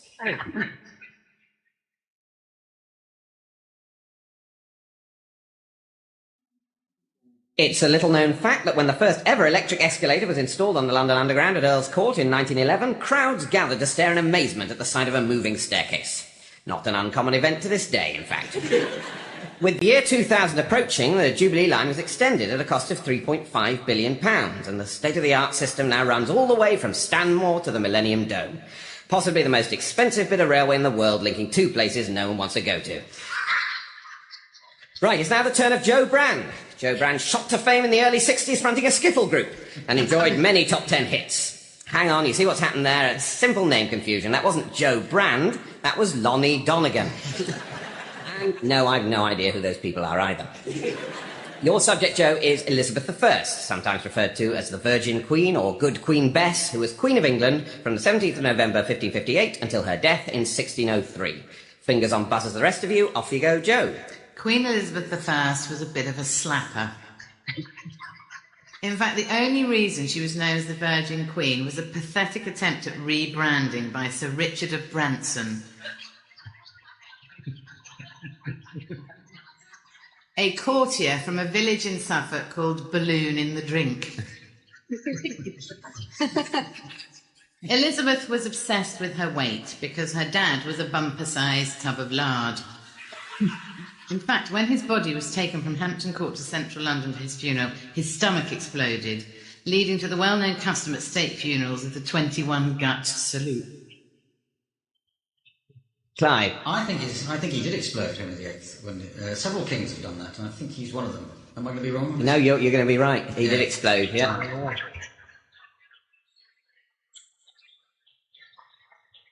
The same thing happened to William the Conqueror, or William the First, or William the Bastard, as he still remembered it. But it's not quite often enough for it to become a useful weapon for the company. But actually, that's a bonus truth that Joe's thrown in. That's not one of her official truths. So that's a lovely present to everyone of truth from Joe. Elizabeth had 142 hats, 2,000 necklaces, 400 cardigans, 2,000 dresses, 1,000 pairs of gloves, and 1 pair of pants. So it's got to be true. Yes. The pants, Jeremy. Pants is true. No, it's not true. The gloves are true. The driving gloves. The beekeeping masks. Cuddly toy. The pants isn't The true. cagoule. I will That was allow true, you, the cagoule. I will allow you one more guess at another one that might be true if you want, Clive. Necklaces. No. Sweatshirts. No. A lot of people think that Elizabeth only washed her pants twice a year or was in generally filthy. But in fact, she washed 4 times a year, whether she needed it or not. Yeah. And considered herself a paragon of cleanliness as a result. So she had a spring clean, an autumn clean, summer clean, and a winter clean. That's nice work if you can get it. Elizabeth wasn't very good at riding side saddle and would often fall off her horse at state occasions. This may have been because she'd had a few beers for breakfast. Elizabeth made all females over the age of 7 wear hats. This was because she really liked hats but didn't like the under 6s.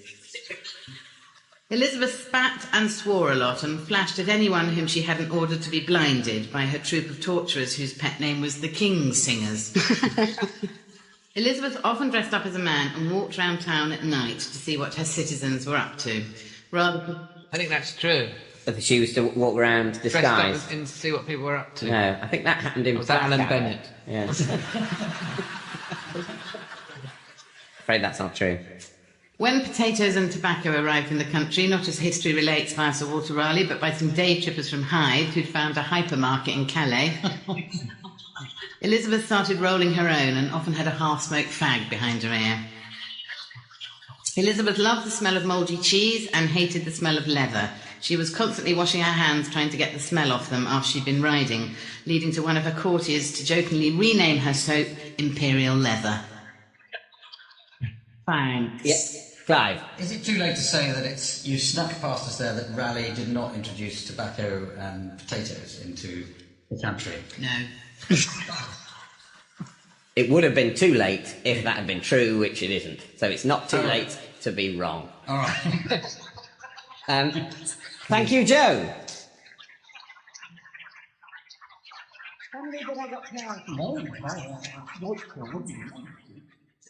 So, Joe, at the end of that round, you managed to smuggle 5 truths past the rest of the panel.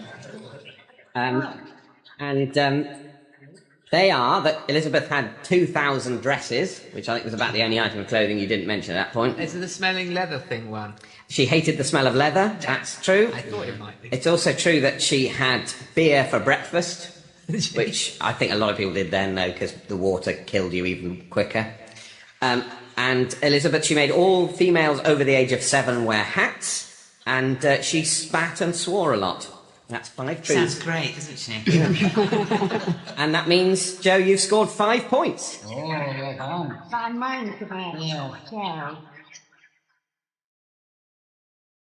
Elizabeth I was, of course, known as the Virgin Queen and had the new unexplored American state of Virginia named in her honour, much in the same way that Croydon recently named a tram after Ulrika Johnson. For most of her adult life, Elizabeth was bald, painted her face with white lead, had no teeth, and took a bath just 4 times a year. I think we may have found clues underlying this virgin thing of hers. OK, it's now the turn of Clive Anderson. In addition to being a TV and radio presenter, Clive is also a barrister and president of the Woodland Trust. What a stroke of luck, then, that his subject today is the history of arboreal jurisprudence. No, not really. Your subject, Clive, is actually the ancient Egyptians, the inhabitants of a civilization in northeast Africa which developed from around 3150 BC to 31 BC. Off you go, Clive. Okay, well, in this amazing civilization, people worshipped everything beginning with the letter C. Cows, caterpillars, and corgis were all treated like gods. Cats were carried through the streets on their own litter trays. Altars were built in honour of the humble cabbage, and crocodiles were allowed to wear shoes. In ancient Egyptian medicine, the first known cough mixture was a mixture of honey, sour milk, and crocodile dung. Coincidentally, this was also the recipe of the very first pot noodle. Joe. I think that first section of that sentence was right. What, crocodile dung and honey, sour milk and crocodile dung was a cough mixture? Yeah. No, that's not true, but that was the recipe for one of the first forms of contraception. It was that's why I've been cooking See how that would work. Yeah. Now, ancient Egyptians also used cobra skins as condoms, usually waiting until the cobra had shed its skin before using it. Though this is thought to be the origin of the expression trouser snake. Other contraceptive methods included the use of the special linen bandages used in the mummification of the dead, sold under the slogan, "Don't become a mummy before your time." In mummification after death, all the organs of the body were removed apart from the liver, which was needed for some reason in the afterlife. It's yes, true Alan. They did remove all the organs. Well, they removed all the organs except the heart, not all the organs except the liver. So, sorry. The brain, which apparently wasn't needed so much, was taken out, a special hook inserted up the nose. The taking out of the brain was executed with the traditional cry, "Mind how you go." Jeremy. The book with a hook through the nose is true. Yes, it is. Yeah. See.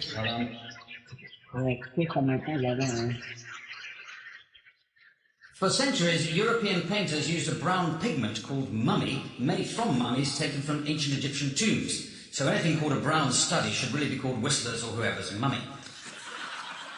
The cat was so important to Egyptians that many pharaohs were allowed to marry only their sister or their pet cat. This led to dangerous inbreeding in the royal family, who suffered from recessive chins and furballs. Cats were entitled to inherit their owner's property. As a result, many cats became very rich and were secretly hated as fat cats. There was a strict pecking order in clothing in ancient Egypt. Only kings could wear knitted woolen items, only the high priest was allowed to wear cotton, and only bank clerks were allowed to wear polyester or other man-made fabrics. And oddly enough, in ancient Egypt, only... Yes, Alan. I almost said sorry to interrupt, but that is the game, isn't it? Yeah. The thing about the high priest in the cotton? Yeah, that's true. Yeah. That's copied.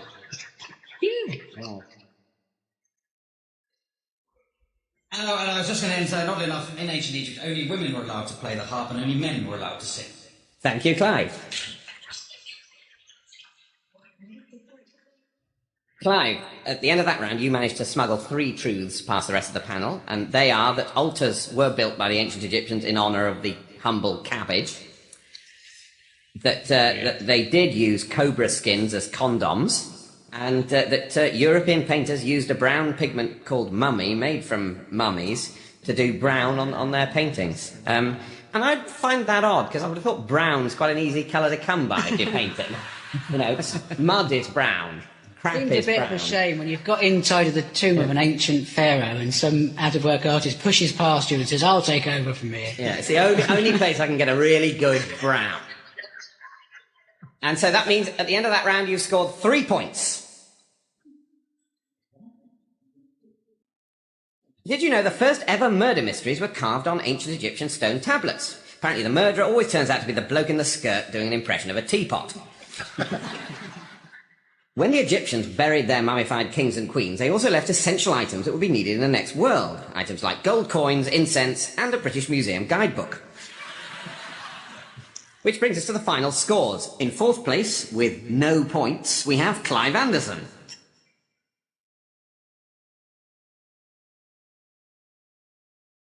In 3rd, with 1 point, we have Joe Brand.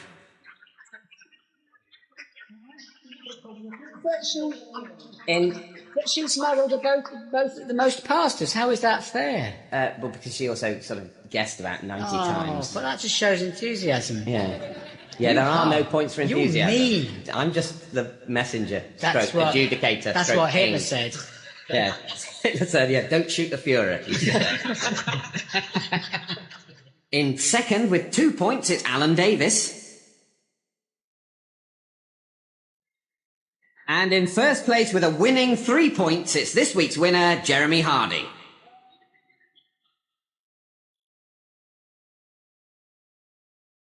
That's about it for this week. All that remains is for me to thank our guests, Joe Brand, Jeremy Hardy, Alan Davis, and Clive Anderson.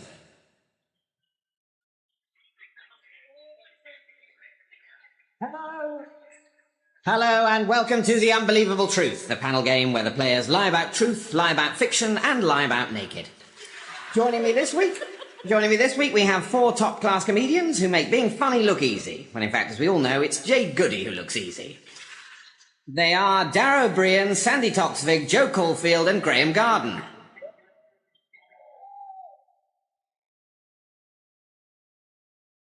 The game couldn't be much simpler. Each of the panel presents a short talk on a certain subject which should be largely fictional. However, each has been supplied with 5 items of unlikely but true information which they should attempt to smuggle past their opponents in order to win points. Points will be scored by anyone spotting these factual truths, but deducted for an incorrect challenge. We'll begin with Sandy Toksvig. Sandy, your subject is George W. Bush, the 43rd and current President of the United States of America. George W. Bush got his name from his early childhood living under dense foliage in the mountains of Tennessee. He was raised by wolves, which is why he never fully mastered human speech.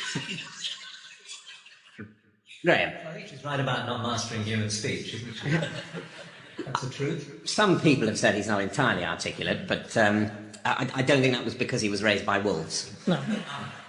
Does he get a point, then? No, he doesn't get a point, I don't think. Despite this, George managed to grow up and go to Yale University, where the White House website will tell you he graduated in the top 86% of his class. Dara. Depressingly, for Yale University, he did go to Yale University, didn't he? He did indeed. And yes. It does say on the website that George graduated in the top 86% of his class. So, that is the truth. And George has yet to work out that is 14% from the bottom. George is known to have a number of phobias. He will do anything to avoid going in a lift, can't bear fish served with any kind of sauce, or international law being followed in disputes with other countries.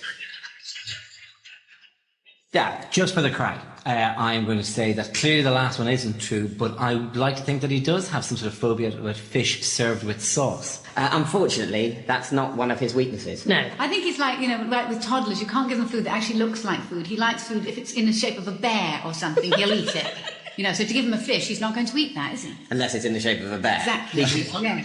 But the fact that George Bush can eat sauce, he's gone up in my estimation no end. I think we're underestimating him. He has to do it with a straw, mind. Right. Yeah.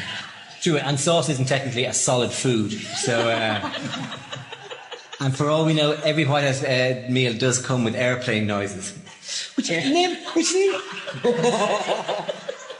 Which actually never made sense if you think of it. Because, okay, obviously, I understand the train is going into the tunnel, or the car, vroom, vroom, vroom, vroom, vroom, but who flies an airplane into a tunnel? I think it's every child has a fantasy about being a sort of vehicle-eating monster. It's everyone wants to be King Kong. It's like, have you ever eaten whitebait? It's sort of like having genocide on a plate. Fantastic. Whole family on one fork. Somewhere. The man from the Whitebait Marketing Institute is scribbling that out. That's brilliant. It's like genocide on a plate. You're running into work tomorrow going, big day for the Whitebait Institute this week. You might not think the leader of the free world has time for a hobby, but because George doesn't pay attention in meetings, he has time to collect autographed baseballs. He has 250 in his collection, making him the president with the most balls ever. George also has a passion for the history of the American Indian, and he has a large picture of Chief Guantanamo on the Oval Office wall. Guantanamo was a chief famous for his love of glitter, his passion for the colour orange, and his invention of the one-piece jumpsuit. In his last years, Guantanamo actually met the young George. The president often tells the story of how they sat around the campfire smiling. Indeed, it was on that evening that George coined the term friendly fire, which he has had so many opportunities to use since. George is the first president in American history to enter office with a criminal record, and probably not the last to leave with one. I think that's actually true that he has a prison record. For drinking and driving, something like some kind of drunken frat party activity. It is true. He's never been to prison, as far as I know, but he does have a criminal record. That is true. Does that mean, he's on parole at the moment for a very long time? I think he pleaded guilty to drink driving, paid the fine, which was, a piffling sum for him, something like $5 million, and had his driver's license suspended for 30 days, but they didn't send him to prison. But he's been arrested 3 times. He was arrested once for stealing a large Christmas wreath from a hotel, which I think we can imagine the look of glee on his face as he snuck out into the car park with it. And once for ripping down the Princeton goalposts after a Princeton-Yale game. Because you know how annoying everyone at Princeton and Iraq is. But yes, no, that's true, that's a point. He's the first president to have gone into office with a criminal record, unless you count George Washington's record for treason.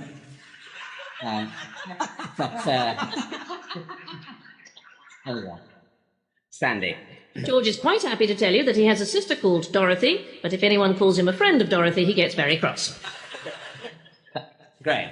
He does have a sister called Dorothy. Yes, he does. He's got a sister called Dorothy. And I don't think she's even a governor of a state. So he presumably doesn't bother to speak to her.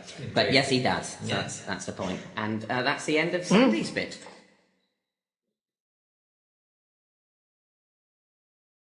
Sandy, you've managed to smuggle 2 truths past the rest of you, and they are that at Yale University, George W. Bush was a head cheerleader.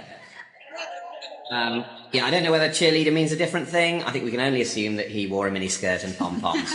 So they said, let's make him leader of the free world. And he does have a collection of over 250 autographed baseballs, which is an incredibly tedious fact. And what a boring thing to collect. But yes, so that means, Sandy, you've scored 2 points. Hey! Another interesting piece of unlikely trivia about George W. Bush is that he's the first US president to have completed a full marathon distance. He ran 26 miles, 385 yards in under 3 hours of receiving his Vietnam draft papers. OK, we now turn to Dara O'Brien. Dara is but the latest to join a long list of truly great Irish comedians to find success in Britain, such as Dave Allen and Jimmy Cricket. OK. He joins a list of 1. I do tend to think that Jimmy Cricket is very much our gift to you in return for Cromwell. I think any historian would say at this point that Cromwell was a lot funnier than Jimmy Cricket. Your subject, Dara, is women, the common name for human females. Fingers on buzzers, everyone else. Off you go, Dara. Women. Let me just say at the start that they're doing a fantastic job, and well done to them. Sandra. Well, he did say it at the start, so it is the truth.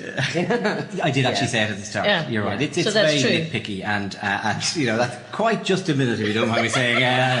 Then a little moment. I thought you were going to say that women were all doing a great job, and that might be true, but that obviously wasn't what you were both saying. So, I think... Shall I continue? Carry on, yeah. Thank you very much. Ever since the Council of Trent in 1563, women have been legal. Since then, it's been landmark after landmark. The first world Scrabble champion, the first person to attempt to cross Niagara Falls in a barrel, the first to... Sandy. That is true. It was a woman she was a school teacher and she was trying to make some money, and she was the first woman over the Niagara Falls in a barrel, and when they opened it up, she said no one should ever have to do that again. And I think she was called Annie Taylor, and she died penniless. But anyway, she was... I love the way she died penniless, as if somehow that should have been enough to keep her in clover for the rest of her life. Isn't life cruel the way, plutocrats get all the cash, but a woman who went across Niagara in a barrel, it's ignored? She used to tour vaudeville theatres with the splintered barrel. Really? Yeah, that was her act.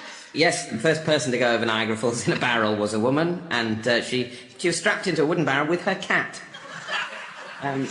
I'm also impressed by the fact, which I didn't know, even as I put this fact down, that she was strapped into the barrel, making me seem that it was a lot less consensual on her part. That she was very much an early version of that monkey that got fired into space. So we'll see if the woman survives, and then we'll head across. Then we'll try the dog. But yes, that's absolutely true. So carry on. Okay. Women have been trusted in so many of society's most important jobs, especially after men had run them in for a generation or two. By which I mean the jobs, by the way, obviously. There are so many things that women can do that men cannot. But the physical differences are the ones that are most striking. Women's skin is more oily than men's, an evolutionary throwback to the days when cavemen chose their partners by a lack of friction. Their sense of smell is so much more acute than men that they can often tell if you've had a shower yet by how you sound on the phone. Sandy. Acuter sense of smell, yes. No, I don't. As far as we know, that's not true, I'm afraid. Certainly not as acute as I made it out to be. Yeah. Do you know what's really irritating? I've just finished writing a book called Girls Are Best, which is all the things women have done first in the world. This is very annoying for Dara, but I actually could quote you the University of Virginia's study on women's sense of smell. All right. To be honest, I just like the joke about they can tell if you've had a shower by how you sound on the phone. So frankly, I made up the fact to back it up. If I've accidentally stumbled across truth, well, that's really irritating. Well, I'm afraid, as far as I know, it's not true, and I can't. I mean, it's fair. That's fair. I can't set a precedent of people saying I've just written a book about this. It's totally fair. It is. I'm afraid the male patriarchy has deemed that fact which you have researched to be not worthy of truth. Women blink twice as often as men, but fart half as often. According to a survey from the University of Arizona, beautiful women have less confidence than plain ones, although the results were reversed when the scientists let slip to the plain ones which group they were in.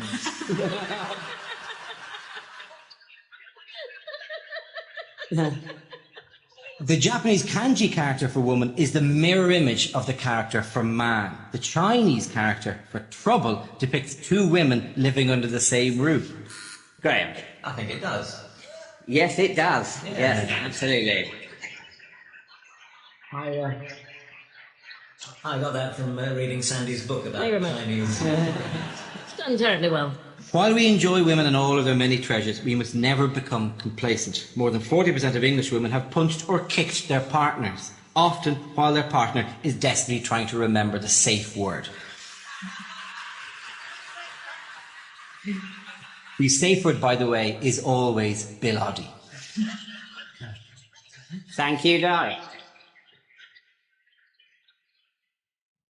So, at the end of that, you managed to smuggle 3 truths past the rest of the panel, which are that women do blink twice as often as men. No one knows where that fact comes from, but apparently it's all over the internet, therefore must be true. And according to a survey from the University of Arizona, which actually that's the sort of clause that means this true thing might not be true, beautiful women have less confidence than plain ones. The theory was that being constantly ogled by men led to increased anxiety and insecurity amongst women. And the third truth was that more than 40% of English women have punched or kicked their partners. So at the end The beautiful women one is very, very interesting. Their confidence is lowered by men looking at them. If you stare at a beautiful one for a really long time, eventually you can get yourself a woman with really low self-esteem, and then you can get to go out with a very beautiful woman. That has to be the way it works. That sounds like a sort of pulling technique I could successfully adopt. Just silent ogling for months, if not years. And then Until they're a shred. until they're a shell, and they just come over and go, all right then. At which point I'd go off them. But so that means, Dara, you've scored 3 points. According to government statistics, 49% of British women are able to drive. The other 51% have 4x4s. Right, it's now the turn of Joe Caulfield. Your subject, Joe, is ants, insects belonging to the family Formicidae, characterised by a conspicuous waist and elbowed antennae. Fingers on buzzers, the rest of you. Off you go, Joe. Firstly, let's clear up a mistake often made in the confusing world of celebrity insects. Ant's the one with the big forehead. Deck's the one that looks like a young Irish girl. It is, however, unusual for ants to get on television, although in 1989 in EastEnders there was an infestation at the Queen Vic. The BBC used over 1 million ants in the course of filming. Sandy. I want that to be true. I long that there was a moment when Pauline Fowler was ravaged by ants. You can't leave a trail of sugar to the leading actress, can you? Put Pauline Fowler just so she oozes glucose across the floor. I think that's what they normally do, isn't it? I imagine that's what they did if this was true, which it isn't. Contrary to popular belief, ants actually prefer fruit to sugary foods. They squeeze their food tight, suck out all the juices, and then throw away the dry remains, which is interesting, the same technique used by my grandmother, making them both unpleasant dinner party guests. But be glad that ants are ant-sized. They expend so much energy that if ants stood shoulder to shoulder with the average man, they would need an intake of over 55,000 calories a day. So, I think that's true. they need 55,000 If they calories were a big, day. they would need that much calories a day. As far as we know, that's not true. I've been writing a book called Ants Are Best. US Homeland Security have trained ants to sniff out explosives at airports. Despite their size, an ant's sense of smell is just as good as a dog's. And unlike dogs, they're not so emotionally needy. So, you know what I mean? At the end of the shift, you don't have to sit there patting them, going, oh, what a good boy, didn't you do well? You can just stomp them to death. Direct. Independent stomping to death, I presume their sense of smell is as good as dogs. Yes, it is. But interestingly, women's sense of smell.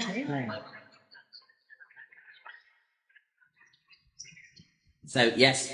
Point to Dara. Off you go, Joe. On detecting explosives, the ants will communicate this information back along the line by touch. They do this by tapping, dancing and stroking, which makes ant communication sound very much like your creepy uncle at a wedding reception. The ants will alert security staff to the potential terrorists by arranging themselves into the shape of a giant arrow and pointing at the suspect. There is an endless supply of ants, as there are 10,000 trillion ants in the world.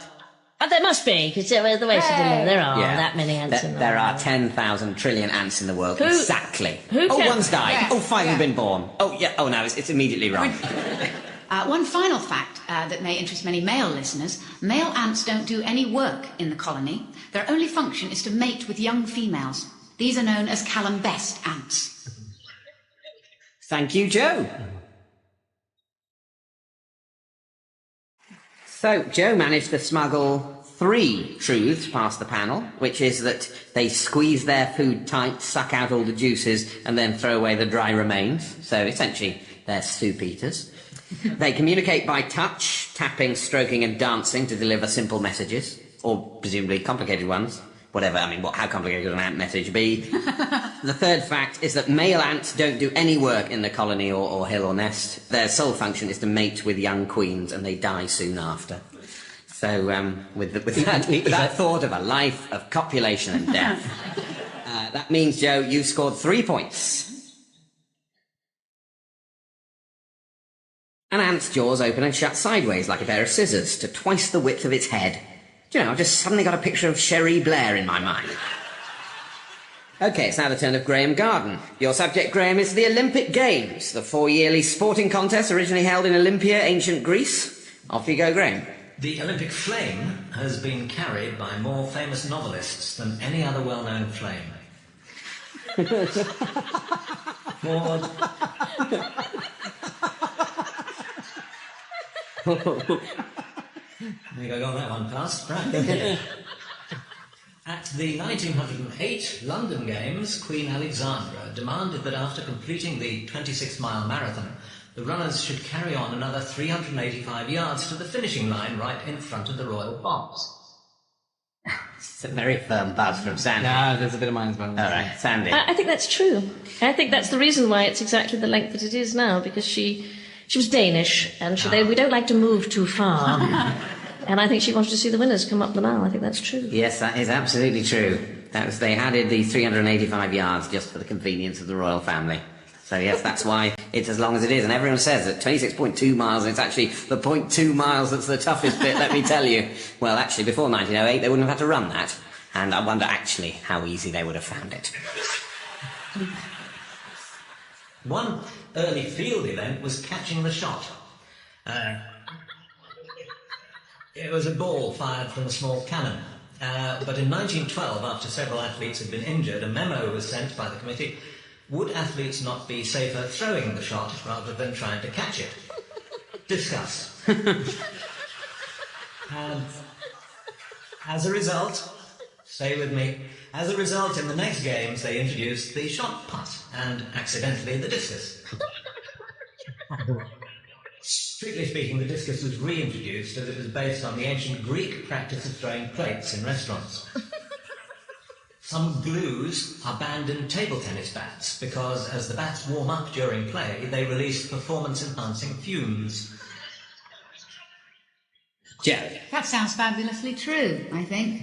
Fabulous, but not true. Oh, what a lovely idea. What did you think was true? That's why it's so fast, because they're all high. You know, they're all speeding off their tips with these glue on the ping pong. Mm. So, well, you see, you're so close because some glues are banned in table tennis bats, but it's not because as they warm up they release performance-enhancing fumes.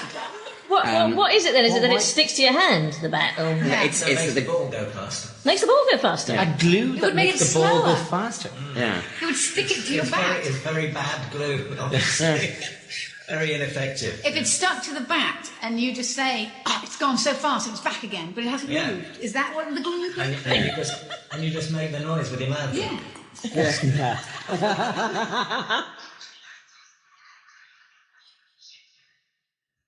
Sex tests for athletes were introduced originally as a competitive event, but they were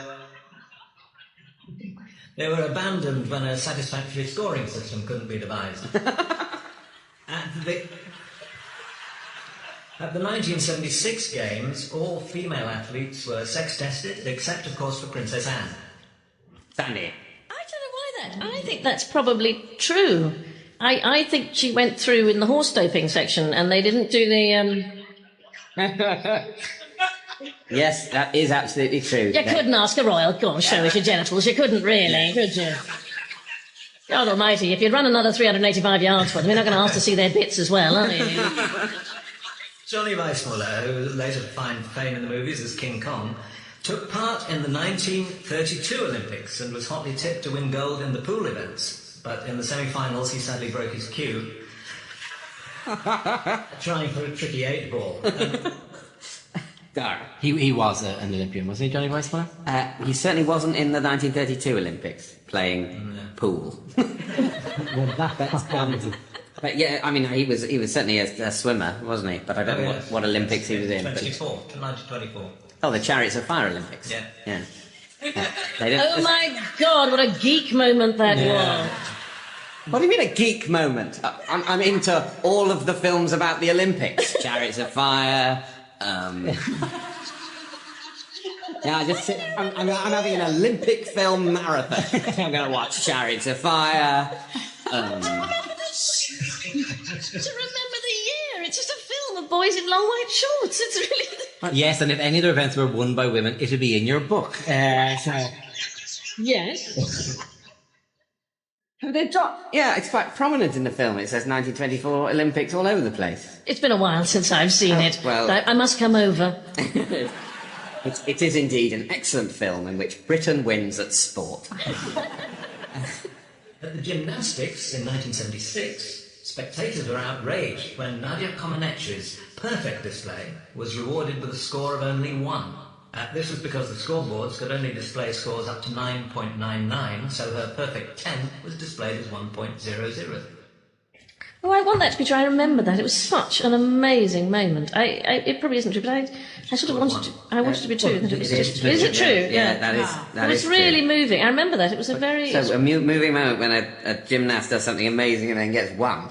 That sounds quite funny. Because there was such an uproar, and then it was explained, and people went sort of. I remember that people went sort of nuts. Graham. A popular trivia question is, in which year did nobody win the pentathlon? And the answer is 1956, the year when Finland's Paavo Nobody won the event. And Noah's famous dead heat came in 1948, when Lindegren of Finland and Hoch of Austria both took the gold medal for architecture, both having designed identical buildings. Thank you, Graham. So Graham, you managed to smuggle 2 truths past the rest of the panel. They are the glue on table tennis bats because they make the ball travel faster, that we've already touched upon.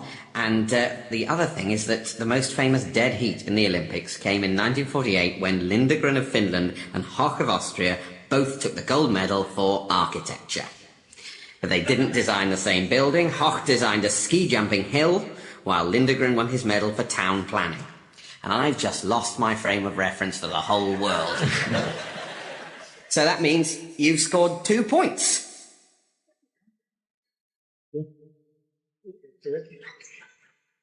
The call of in, out, in, out, in, out, in, out was first used in rowing events at the 1896 Olympics and last used for the England cricket team at the 2007 World Cup. Which brings us to the final scores, which are going to be very exciting. Because this has never happened before. This is a scenario in scoring that we call everyone getting 3.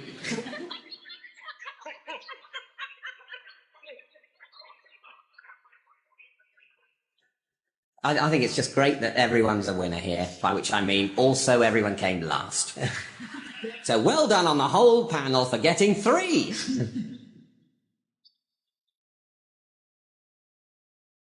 Well, as I check my watch, Mickey Mouse's hands tell me we've run out of time and that my Rolex might be a fake. All that remains is for me to thank Dara O'Brien, Sandy Toxvig, Joe Caulfield and...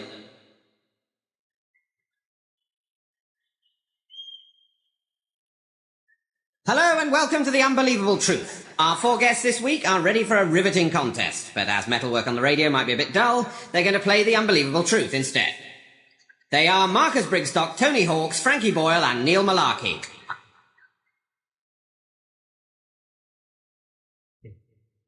The game is simplicity itself. Each player will present a short lecture on a given subject, which will be largely composed of lies. However, each has been equipped with 5 unlikely but completely true pieces of information which they should attempt to sneak past their opponents, who can score points by spotting them.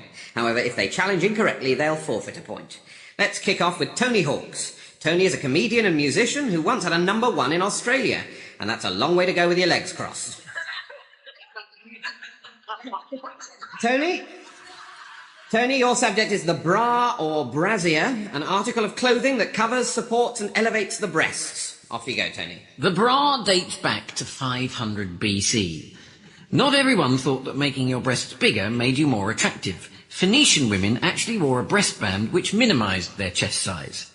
Yes, Marcus? I suspect that's probably true. It's not. No, it's nearly true.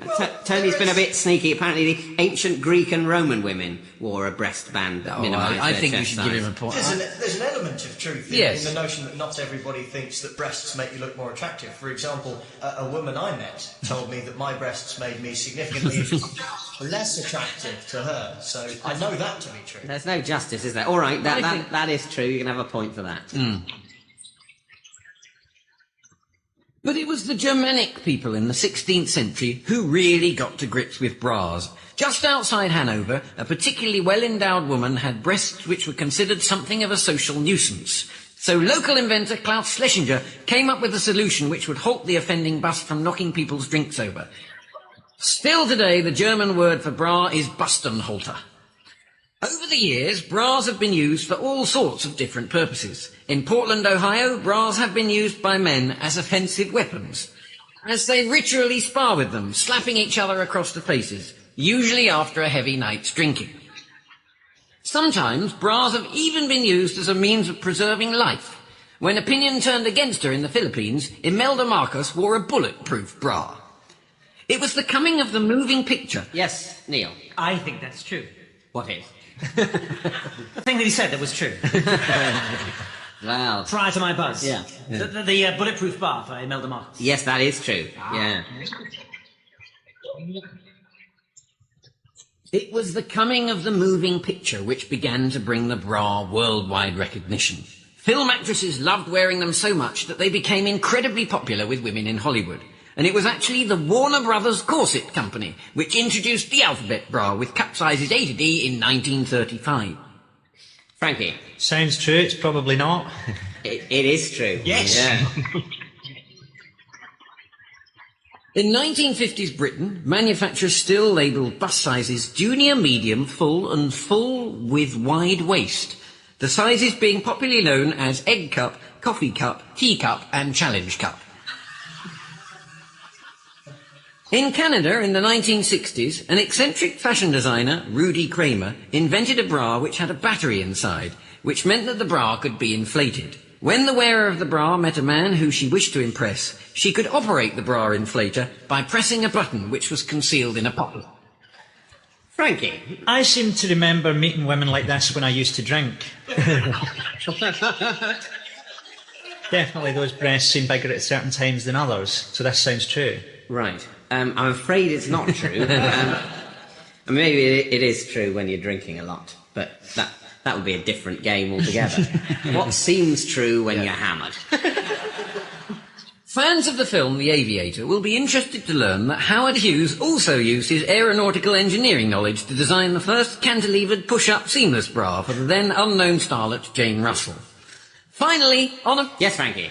I reckon that's true. Yeah, that is true. Yeah. I'm clawing my way back to 0 point. Finally, on a personal note, I would like to state that I can undo a bra whilst simultaneously pouring a glass of wine, undoing the top 4 buttons of my shirt and singing Tonight's the Night by Rod Stewart. Frankie. He has that look about him.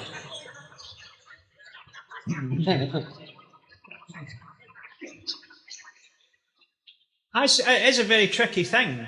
But I mean, I remember in my teenage years finding it very difficult to undo bras, and then finally working out that the girls I was with were wearing a different type of bra from my gran.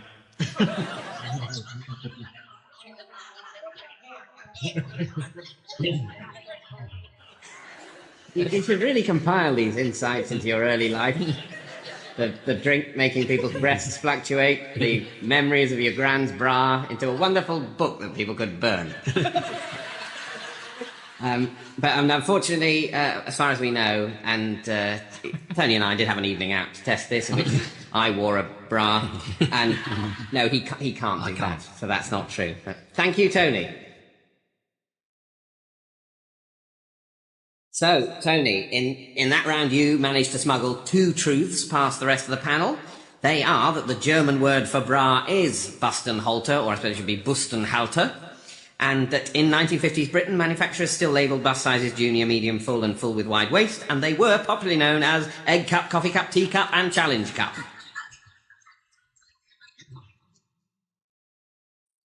Which means you scored 2 points.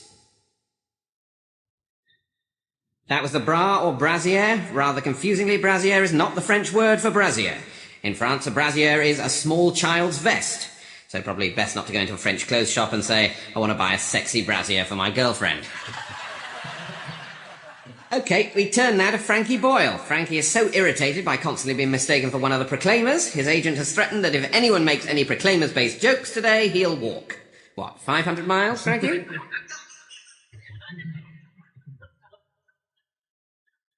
Your subject, Frankie, is hemp, the common name for plants belonging to the genus cannabis. Fingers on buzzers, everyone else. Off you go, Frankie. A recent survey shows that most Americans think that hemp is a disease. Tony. Well, that's got to be true, hasn't it, David? Almost all sentences beginning, most Americans think, are actually true. But not this one. They don't think that. No. Right. But maybe they could be made to. Carry on, Frankie. Yet from 1776 to 1937, textiles made from hemp were common. For example, the original... Neil. Yeah, I think that's true. Yes, it is true. And Frankie was going to go on to say... The original Levi jeans were made from hemp. And that is all part of that same truth. Thank you much. Yeah. From 1631 until the early 1800s, hemp was used as legal tender in the United States, with which one could buy goods and pay bills. Tony. Well, I'm sticking with my American theme of that being the case, and I think that is the case in America in that time. Yes, that is the case. Yeah, well done. Hemp also has a long history in Europe. It might be an old wives' tale, but the Croatians still say that a fistful of hemp rubbed on a hen's barn can turn an entire village gay. In Spain, hemp seed is often fed to birds and is said to make them believe that they can fly. In Norse mythology, the thunder god Thor was also the god of hemp, although even among the Vikings themselves, barely anybody knew or cared about this. Tony. I think that's true. That Thor was the god of hemp, Yes. and that the Vikings didn't care. Well, why would you care? Well, I think in the days when people had all sorts of crazy gods they believed in, they did care. People didn't just have we've got a god of thunder, but, you know, it's not a big thing. The no, way that's this is not true. going, I suspect I'm wrong, aren't I? Yeah, you are wrong, yeah. The most effective way to absorb cannabis is actually by using it as a shampoo. Marcus. I wish I'd never buzzed. Yes, go on. Yeah, I'll have a go at that. Why not? That's the best way to absorb cannabis is as a shampoo. Well, look, in my wild youth, I tried smoking it, I tried taking it in cake form, and, oh yeah.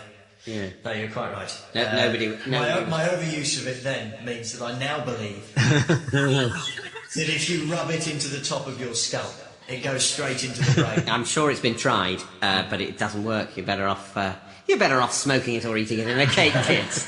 So stick to that. I could see you as the voice of the drugs marketing board, David. Yes. And I think there should be a big sort of drug den next to the super casino. Let's make everything allowed that's bad for people. There is. Manchester.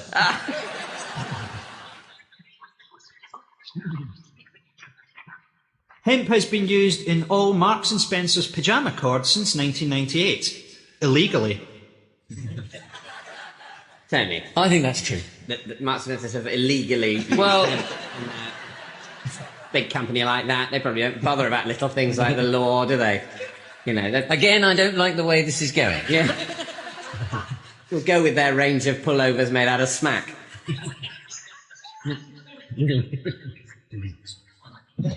No, it's not true, I'm afraid. How much hemp would it take to fill the Grand Canyon? Nobody has ever bothered to work it out. Marcus. I think that that's true. No one has ever bothered to work out how much hemp it would take to fill the Grand Canyon. I mean, I must say that's not one of the facts we gave, Frankie, but that might be true. I mean, people have bothered to work out a lot of things, like in terms of baked beans and coastline and that sort of I thing. know how many Americans it takes to fill the Grand Canyon. It's 4. But okay, you can have a point, Marcus. Though. There you go. Alice in Wonderland was originally printed on hemp paper. Its author, Lewis Carroll, was a frequent marijuana smoker. Marcus. Must have been. Yep, he was. Of course. Totally true. Yeah. As is, I think, the fact that Alice in Wonderland was originally printed on hemp paper, but that's less interesting than the druggy writer writing his weird, incomprehensible book that scared me as a child. Vincent van Gogh, Rembrandt and Gainsborough painted on hemp canvases. The author Geoffrey Archer always writes on hemp. His pen, a frozen sharpened turd.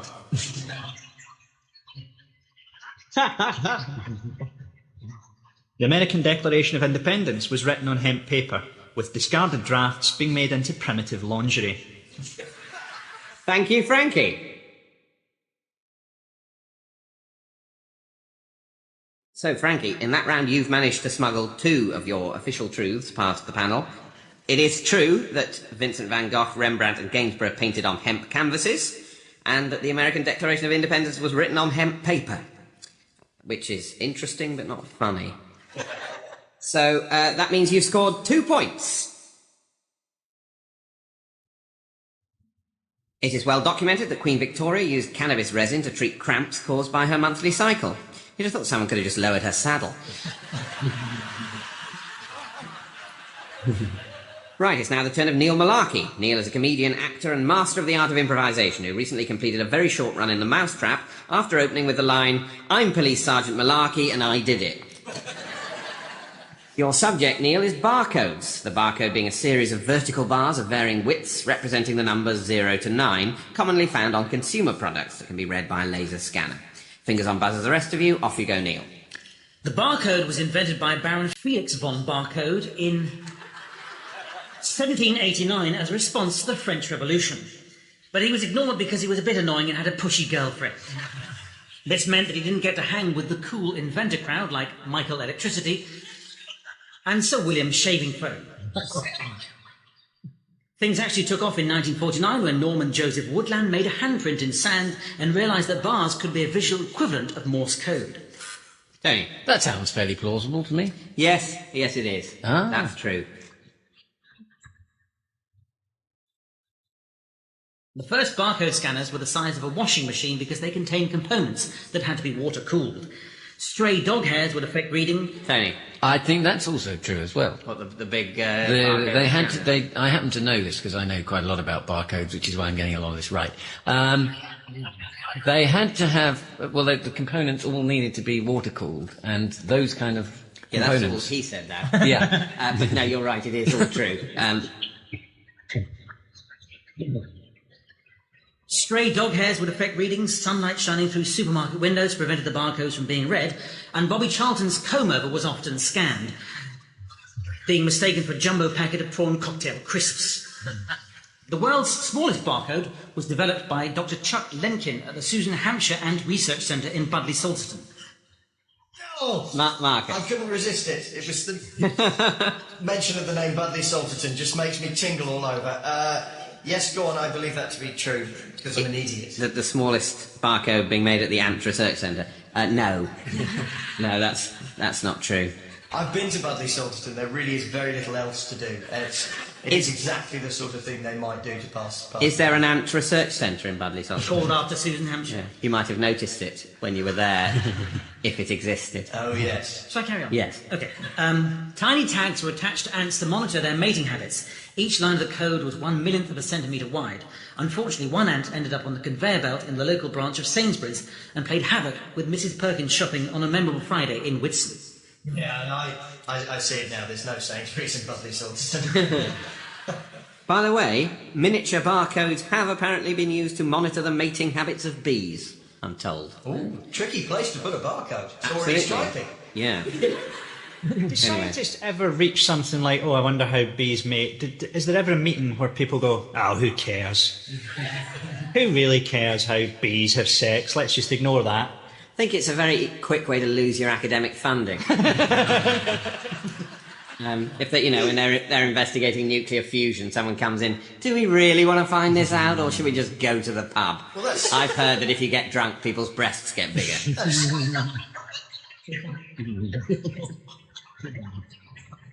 The who cares approach is roughly what the American Republican administration have taken to climate change science, isn't it? Who cares? Yeah. Nice and warm. Nice and warm and floody. Who doesn't like a flood? It's like a swimming pool that surprises you. Language experts have pointed out the amazing similarity of the 5th century Irish alphabet known as Om, which consists of a series of horizontal lines and gaps to modern-day barcodes. Frankie? That sounds to me like the sort of thing that was going on in 5th century Ireland, although I know very little of that era. We know very little about what was going on in 5th century Ireland as well, but that was one of the few things that was. So, yes, you're right. And the alphabet was named after the Celtic god of literature, Omar. Frankie, that's part of the same bit of truth. But that is called true. Ogmios. Was it? Yeah. Well, this is a new... Yeah. Do you get points for actually correcting something that's supposedly true? Who's called Ogmios? You're going with the later French reading of his name. You said that you knew very little about this, and then suddenly you turn out to be the leading expert. Quite the 5th century Ireland boffin. Yeah. I suspect at meetings of research about 5th century Ireland, you're not the one saying who cares. Yeah. You're the one rather spottishly getting involved in a way that undermines your cool act. Well, he was the god of eloquence in speech. Really? Yeah. So, why are you obsessed with him? We've all got to stay on the right side of him in our profession, or we could... we just sudden sentence, speak can't. Evidence has been found that St Columba worked as an early equivalent of a checkout till made from stone. Barcodes were immortalised in art by New York pop artist Bernard Solko. His 1998 exhibition included 22-metre-high paintings based on the black and white stripes. Yes, Marcus. Yeah, I'll say that that's true. Yes, that is true. Checking. Thank you, Neil. So, Neil, you managed to smuggle one truth past the rest of the panel, which was that in the early days, sunlight shining through windows at the front of supermarkets prevented barcodes from being read. And that means you've scored 1 point. Yes, what an amazing invention the barcode is. With just a simple wave or two across a checkout reader, within a microsecond the price of a product will be retrieved by an information technology system known as, "How much is this, Tracy?" And in the early days, it was discovered that barcodes didn't work under bright sunlight coming through supermarket windows. This was eventually overcome by a system called Manchester.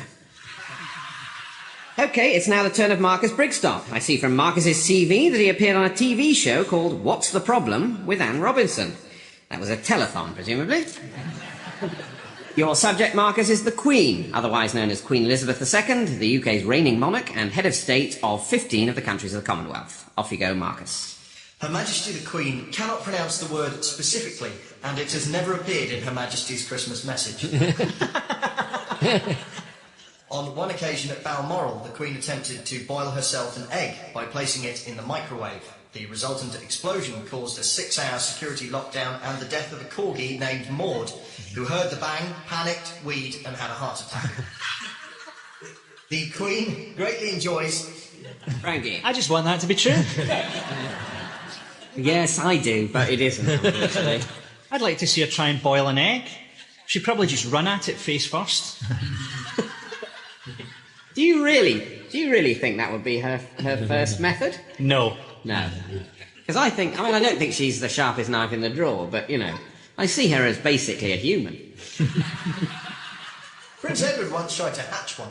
Did he? Sat on it for several weeks. Did he really? No. Thank God I don't have to play this game. The Queen greatly enjoys listening to military marches and keeps a tape of them to play in her car. Frankie. That's definitely got to be true. Yes, it is. Yeah. The Queen's favourite television show is The Friday Night Project with Justin Collins and Alan Carr. She has said privately she would like to see them both knighted. She tapes the show every weekend and makes Prince Philip watch it with her. He hates it and says Alan gives him the creeps. The Queen once drove a train named after her from its shed to the platform. Neil. I think that's true about the shed train journey, royal-wise. Yes, it is true. Good yeah. The Queen has never worn the same pair of tights twice. Frankie. Not when I've been with her.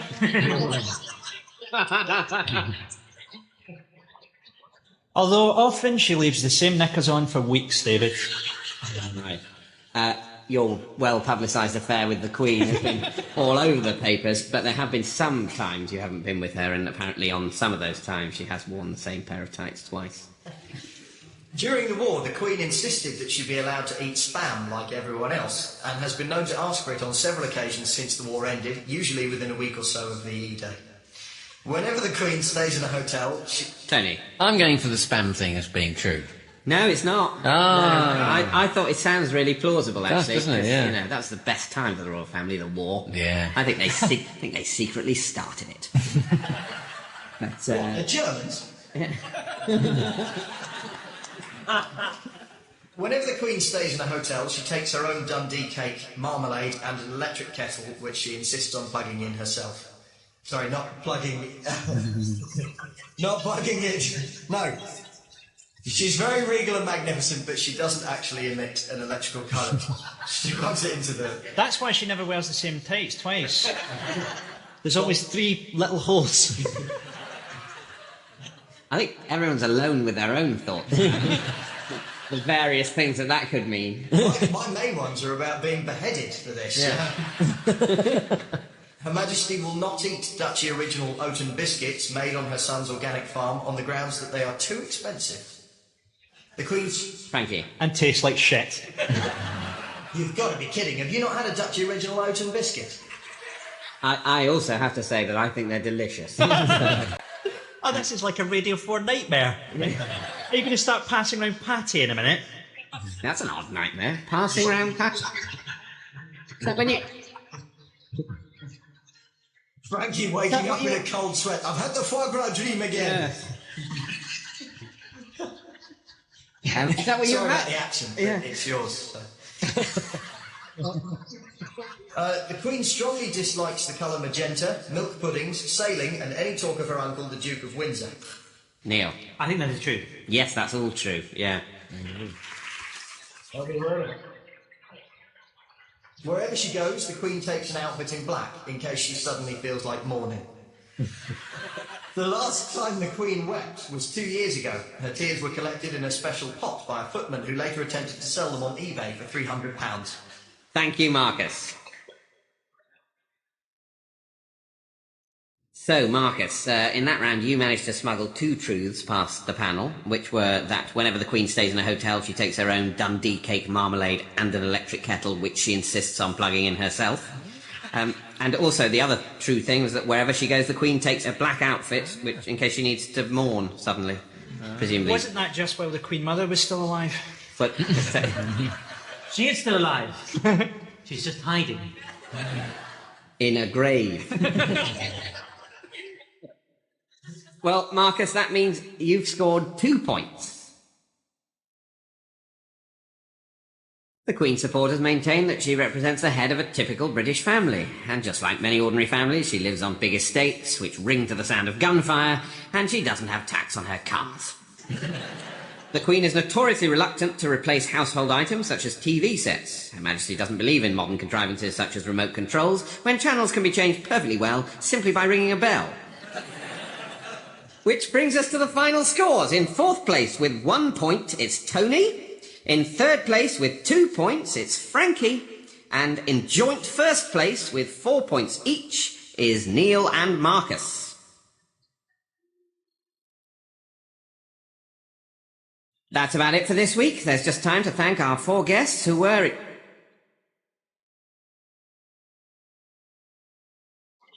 Hello and welcome to The Unbelievable Truth. Joining me this week are 4 comedians, Darragh O'Brien, Sandy Toksvig, Joe Caulfield and Graham Garden.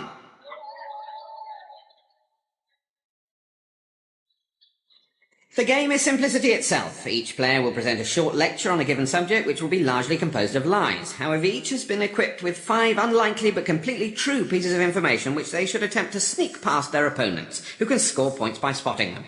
However, if they challenge incorrectly, they'll forfeit a point. Let's kick off with Sandy Toksvig. Sandy was recently honoured with an award for her radio work, coming a clear first in the shortest Danish woman to present the news quiz category. Sandy, your subject is Denmark, the smallest and southernmost of the Nordic countries, whose name means literally land of the Danes. Off you go, Sandy. Indeed. Well, I spent my entire childhood in Denmark, raised in the traditional manner by clog-wearing herrings. The country is made up of thousands of islands and has a very small population, so small, in fact, that every Dane has an island to themselves. It's one of the few countries in the world whose population statistics are set by the ferry timetable. Unfortunately, the Danish word for timetable is fart plan, and this often causes tourists to miss the boat entirely for laughing. Graham? I think it probably is called that. It is called a fart plan, yes. What's, out of interest, what's the Danish for a fart plan? By which I mean, I think many of us plan our farts days, if not months in advance, and put a fart plan on the wall of our study or bedroom. What would that be in Danish? Well, we eat so organically in Denmark that we don't have trouble with wind. It's an entirely British invention. All right.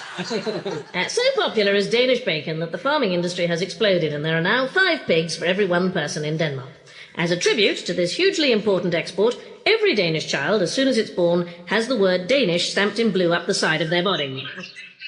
I have this, and it causes British people to salivate when they see me in swimwear at the Lido. Yeah. I just realised I know nothing about Denmark, and I think this is very unfair because you can just make up anything, and everyone here is going to be honest. You're going, do you know, I know nothing about Denmark. Bacon is about the only thing we've understood so far. I think this game would work less well if this lecture was being given to a panel of Denmark experts. But is there anything you think might be true? Danish bacon is a fact, but I don't know. Yeah. I don't know if I believe that farms exploded. I think you're going to get a point for this because Danish bacon is so popular. There are now 5 pigs for every 1 person in Denmark. So If I went, I don't think that's how they farm the pigs. Actually, everyone in Denmark being a farmer of 5 pigs. No, that is how we do it. Yeah, everybody gets given 5 pigs, and it's a nightmare in Copenhagen unless you've got a balcony. We had a friend of ours who's a farmer in Denmark, and he was very excited. He invited us for a party. This is completely true. He had bred a pig with 2 extra ribs, and I went, so? It's like a dachshund pig. What? 2 more pork chops. Hadn't thought that through, you see. It was huge. Is there any limit to how long a pig could be bred to be? Could we have 300-yard long pigs with hundreds or thousands of pork chops on You them? could. You'd need some wheels in the middle, I think, just to... Yeah. To keep Well, on no, it'd running be along. fine, because a leg of pork is nice as well, so they could have hundreds of legs. A sort of, a millipede pig. Just all chops and legs, and you hardly ever have to see the face or the curly tail. Do you know, the excitement with which you speak, it's like talking to a Dane, honest to God. It's, Can you actually create brand new ribs on an animal just by breeding? No, you have to wait until a pig is accidentally born with an extra 2 ribs, then you grab it and you mate it with another pig. Gee, it's like some sort of Danish version of the X-Men. What is your power, Ribby? Well, it's kind of in the name, my friend. So in the end, a pig could accidentally, by mutation, be born with apple sauce already on the side. And then you just have to grab it and... devil to graft it onto the tree there to make it breed in the first place. Am I moving on? Yeah. In the past, Denmark has had kings called Harald Bluetooth and Sven Forkbeard. The king is directly related to an ancient Viking leader, Bamse the Bold, who was the first man to invade England and the inventor of an early soap powder. Many people think of Denmark as being a very small country, but then they are reckoning... Graham. I do, for one. Well, I mean, that's not one of Sandy's truths, but I think many people do think of Denmark as being a very small country, and yes, I think you get a point for that. But then they're reckoning without the fact that Greenland is part of the country. The principal advantage for Denmark in owning Greenland is that Danish bars never run out of ice. On the subject of food, many people in this country eat ghastly fake pastries and call them Danish. In fact, the Danes call Danish pastry Vienna bread, or wienerbrød, and are deeply offended by the food that bears their country's name in the UK. Dar. I'm in favour of any country being deeply offended by pastry. I hope it's true, and I hope to actually taunt them sometime by visiting Copenhagen and producing it from my pocket, going, "It's your bread! It's your bread! Smell your bread!" Yeah. Could I buy one of your famous Danish pastries, please? No, that is absolutely true. It's not true that they're deeply offended. That's not true. But it's true that Danes call Danish pastries Vienna breads, but do they really like them? In Denmark, they're fantastic. In this country, it should be a capital offence. But so, in Denmark, the best Vienna bread is to be found in Copenhagen. No, Danes eat all over the country. It's not just in the... in the capital city. Really? Really? I'm sorry, I thought it was a sort of national dining room. Yeah. But so the Danish word for a Danish pastry is Vienna bread. Yes. But that doesn't exist in Vienna. I don't know what they call it in Vienna. But I think they might be calling them Danish pastries in Vienna. Frankly, it's only the Danes who haven't come on board with the Danish pastry. They've created this fantastic pastry that the world loves them for, and they're trying to offload it on the Viennese. And ironically, they themselves also love it, but yet are secretly ashamed of it. I think the Austrians call it an English muffin. I think it's... Thank you, Sandy. So Sandy managed to smuggle 2 truths past the rest of the panel, and they are that in the past Denmark has had kings called Harold Bluetooth and Svein Forkbeard, and that Greenland is a part of Denmark. I was surprised. But you see, you gave Graham a point for saying it's a very small country. It isn't, because Greenland is part of Denmark, which makes it actually one of the largest European countries. People think it's... I gave him a point for saying that many people think of it as a very small country. And wrongly, because, as you say, it's got that huge bit of Greenland. So we're getting points for thinking wrong things now. If enough people think it, it's right, isn't it? Oh, well, forgive me from coming from a very small country. Anyway, you scored 2 points. Thank you very much. In early 2006, the publication of cartoons in Denmark led to the boycott of Danish goods by many Muslim countries. And for a few months, it was almost impossible to find a bacon sandwich anywhere in the Middle East. OK, we turn now to Dara O'Brien. Your subject, Dara, is rats, which my encyclopedia defines as medium-sized rodents, the 2 most common being the black and the brown rat. Fingers on buzzers, everyone else. Off you go, Dara. Can you imagine a world without rats? Can you? Can you? Sandy. Yes. Thank you for asking. OK. Glad to share that moment, nonetheless. So, yes. I don't know how that works in the format of the game. But it's a truth. I can, yes. It was true, but I didn't actually say, Sandy cannot imagine a rat. Sandy cannot imagine a rat. In the way that some people can reckon that Denmark is a small country, some people can imagine. Even though it's not true, I can imagine it. Yes, I can. I didn't say you couldn't. If you later on say I can't, then I will be buzzing again. I just say that now. Carry on. Of course you can't.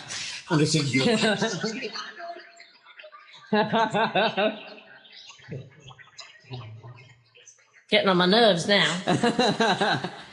The fear of rats has been often popularly exploited. An 18-year-old once tried to hold up a Victoria wine shop in Edinburgh by taking a rat out of his pocket and waving it like a gun. Graham. In Edinburgh, did you say? And that would be the detail that makes it true to you. That tips it over the edge for you, does it? Glasgow, we wouldn't get away with it in Glasgow, but Edinburgh, a rat, I think you could hold up an off-licence, yeah. Yeah, well, that is absolutely true. Yeah. Yes, although to be fair now, they didn't hold up, he attempted to hold up the off-licence by use of the rat. The rat squealed out of his hands and ran back into the shop, and the guy got 18 months in prison for it. The rat was adopted by the shop. That's rather sweet. It is quite sweet, actually. Yeah, he was saved from a life of crime, put on the straight and narrow, and now runs an off-licence in Edinburgh. Carry on. In George Orwell's 1984, Winston Smith's Terror of Rats in Room 101 was only added in the 2nd edition. In the 1st edition, it was ticklishness. Orwell had all the first editions, which included the now infamous paragraph, Winston screamed, stop it, please, stop. Stop. No, stop. Do it to her. Pulped. Interestingly, Jimmy Cagney never said, you dirty rat. Sandy. I think that's true. I don't think he did say it. I think it's one of those great quotes that didn't get said, like, "Play it again, Sam," which was never said, or... Yes, you're quite right. No, he didn't say it. He said, you dirty yellow-bellied rat. So he never said, you dirty rat. That's quite right. Maybe it's the gnawing that offends us. Rats will gnaw anything. Wood, cables, wires have been blamed for a quarter of all fires of unknown origin. They're the single most common cause of failure of burglar alarms, making them complicit in billions of dollars of theft a year, although they are notoriously difficult to pick out of a lineup, especially if there's another rat to choose from. They aren't without personality, though. Rats are monogamous and committed. They can laugh. Although sometimes prone to melancholy, they enjoy jazz, foreign films. Their dislikes are dishonesty and time wasters.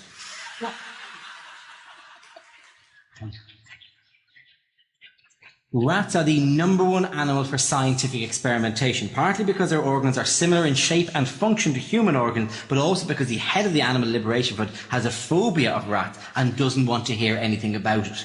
Someone says, why don't we release the rat? He goes, la la la la la, I'm not listening. However, contrary to the old wives' tale, if a rat is cornered, they won't go for the throat. Yeah. I think rats would go for your throat. I think I've seen enough rats. But what? I'm now thinking I've never seen a rat going for anyone's throat, but there's something about it that makes me think that they would. What Dara said was that they wouldn't. So what you're saying is that he said a lie. Have I misunderstood the whole concept of the game? If you were buzzing on lies, you've missed quite a few. Okay.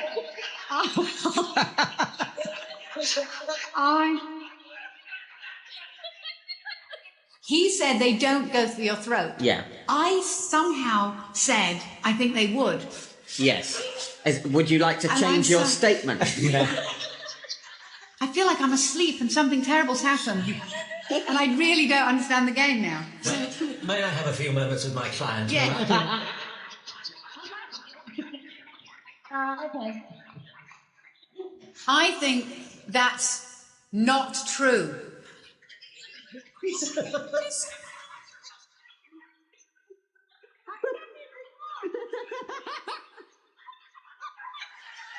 No. I've got it.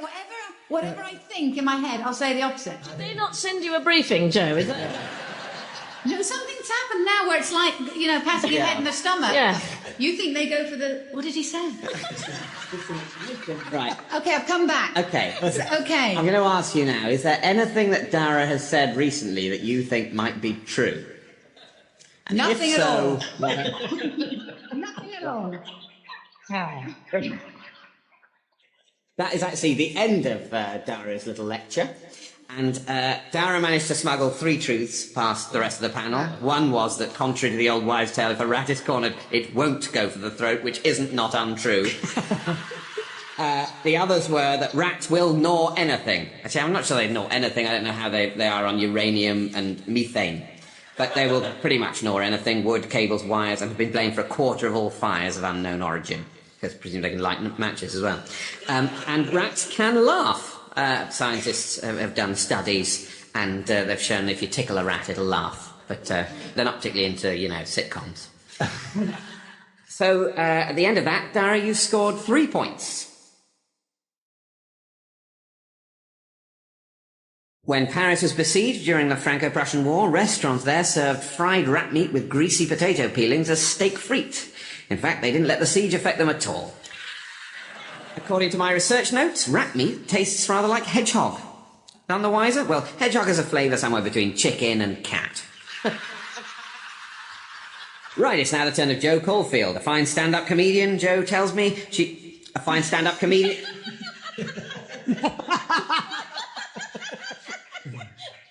I don't like your intonation, sir. It's true. I do tell him that. I'm just having problems reading. It's just... It's unfortunate it happened so soon after your brain attack. Right, it's now the turn of Jo Caulfield, a fine stand-up comedian. Jo tells me she used to do the warm-up for the sitcom Gimme Gimme Gimme. So that's where they got the laughter track from. Your subject, Jo, is Prince Philip, or the Duke of Edinburgh, husband and consort of Queen Elizabeth II. Fingers on buzzers, the rest of you. Off you go, Jo. Prince Philip, unlike rats, will not go for your throat. Prince Philip was born in 1821 and was originally christened Nana Muscuri. He was delivered on the dining room table of his parents' house in Corfu, which wouldn't have been so bad if they weren't playing ping pong at the time. Graham. I think he was born in Corfu, and it wouldn't surprise me if they delivered him on a dining room table. It's a ridiculous thing to me to have said if it's not true, isn't it? It's a stupid thing to say if it's not true. And it is true, so it's not a stupid thing to say. That's what happened to him. Yeah. Being at one time 5th in line to the Greek throne meant his early years were spent learning traditional Greek pastimes. Sandy. I think that's true. He's part of the Greek royal family. Yes, he was at one time 5th in line to the Greek throne. I don't think there is a Greek throne anymore, but he was 5th in line to it. Prince Philip's sole inheritance was a few old suits and a shaving brush. This meant the prince had a poor but happy childhood growing up in south-east London on the North Peckham estate. It It was living in this multiracial environment that has given the Duke such an affinity with different races and cultures. When visiting China in 1986, Prince Philip famously told a group of British students, "If you stay here much longer, you'll probably benefit greatly from this wise and ancient culture."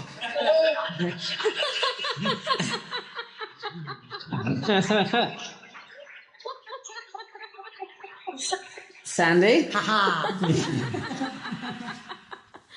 Oops. Also, Prince Philip once remarked to the President of Nigeria, who was dressed in traditional African robes, "You look like you're ready for bed." The Nigerian President replied, "You look ready for a punch in the head." His marriage to the Queen was a huge surprise, as they were not even remotely related to each other. The Duke of Edinburgh is a strong family man and an indulgent grandfather. When asked for his opinion about Prince William's split with his girlfriend Kate, he replied, "Who the hell's Prince William?" He did, however, defend Prince Harry's decision to wear a Nazi uniform to a fancy dress party. He said it was a silly mistake that could have happened to anyone that had one in their wardrobe. He did add that he thought it was rather ironic of Harry to set himself up as a member of the master race when he's ginger with 1 O-level.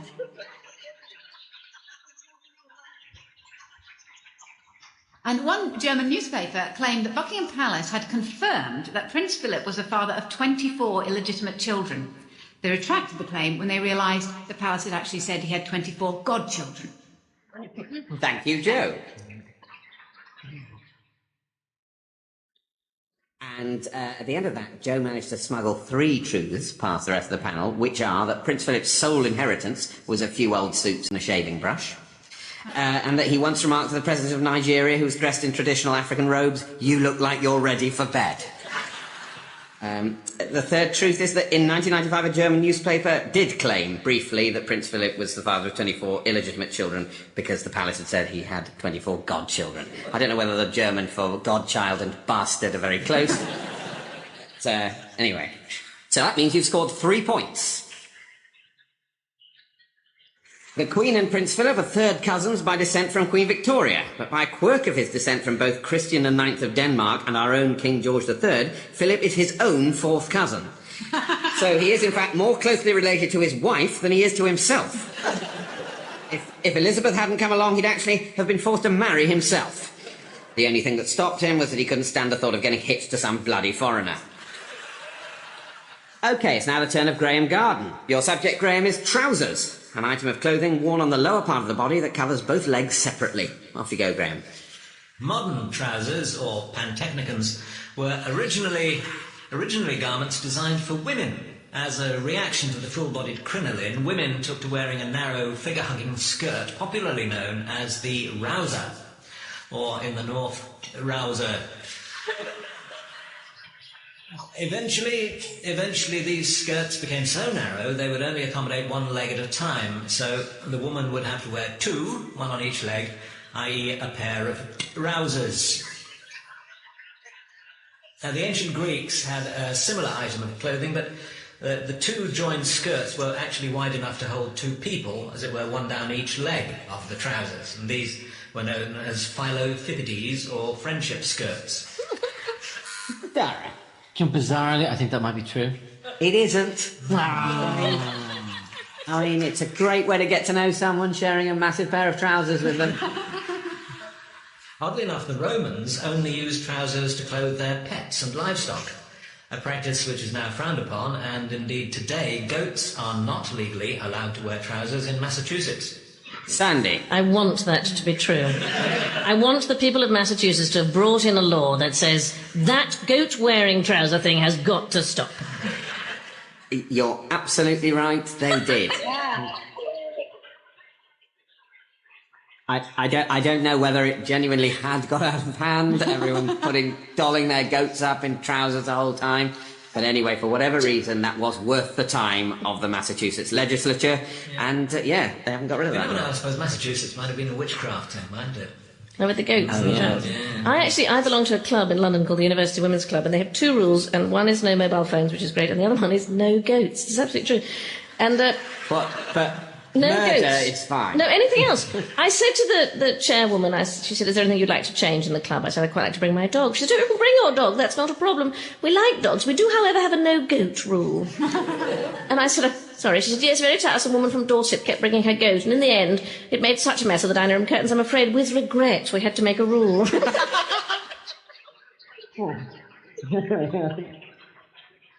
For a time, Victorian prudery dictated the fashion of trousers with fly openings only at the back. Things... Yes... What? Yeah.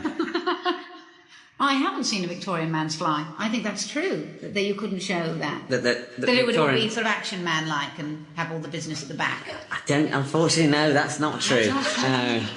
Yeah. I like the idea of them being so British they keep their genitalia behind them. Yeah. Exactly the way. Oh no, Albert, put it behind you. The singing cowboy, Gene Autry, film star, popularised the cheap denim trousers that are still known as jeans. Joe? I think that's true about the singing star Gene Autry popularising jeans. It's not. No. Yeah. The clue might have been that the name Gene is usually spelt G-E-N-E, whereas the trousers... Right away with him being the cowboy, I know who he is. Well, why wouldn't jeans be spelt G-E-N-E? I didn't listen to that, did you say that? No, They were spelled Would you- J... I didn't mention the spelling, but No. Did you? Gene Autry invented Invented what? genetics. Try this one, Joe. History is filled with accounts of trouser-related disasters. In New Zealand, in the 1930s, farmers trying to eradicate ragwort had trouble with exploding trousers, and this was as a result of spraying weed killer, which reacted with the organic fibres in their trousers to form an incendiary mixture. Please, Joe. let that be true, exploding trousers. Yes, that's true. Yeah. Today, jeans range in price from a few dollars to the most expensive jeans in Escarbat's couture line, which comes studded from top to bottom with Swarovski crystals and retail at $10,000 a pair. Sandy? I have a pair of those, and devilishly uncomfortable to sit in, I must say. Do you think I that's think it's true. Yes, it is true. I don't believe you've got a pair. No, that bit was a lie, but it doesn't really matter because I'm not the one who's speaking the truth now. You're quite so- right. You're allowed to lie. No, yes, that's absolutely true. I've got the hang of the game. I'm fine with that. No Pants Day is now an international holiday observed in several Western countries on the first Friday in May, and it's marked obviously by not wearing any trousers. And in May 2004, Louisiana state legislator Derek Shepherd proposed a bill that would make it a crime to appear in public wearing trousers hanging below the waist and thereby exposing one's skin or intimate clothing. I presume that's true because of the fashion in America for showing your underwear over jeans. Yes, that is absolutely true. I think it was they were fed up with seeing a lot of people's G-strings and stuff. So, thank you, Graham. Well, Graham only managed to smuggle one truth past the panel, which was that No Pants Day is now an international holiday observed in several Western countries on the first Friday in May, and is marked by not wearing any trousers, or presumably in Britain by just going commando. So that means, Graham, you've scored 1 point. For the benefit of any visiting Americans listening, I should explain that trousers are what you call pants, and while we're at it, a sidewalk is the pavement, and you get gasoline from the pump labelled diesel. When boys began to be dressed in long trousers at the turn of the 19th century, the first wearing of long trousers became a signal that a boy should have his curls cut. Otherwise they got caught in the zip. Which brings us to the final scores. In joint third place are Dara and Joe with 2 points. In second place with 6 points, it's Graham Garden. And the winner with 7... If you find this content useful and inspiring, please follow, like, and share to spread the good things to more people. Wishing you peace, confidence, and positive energy in life. Thank you for taking the time to watch, and see you in the next video.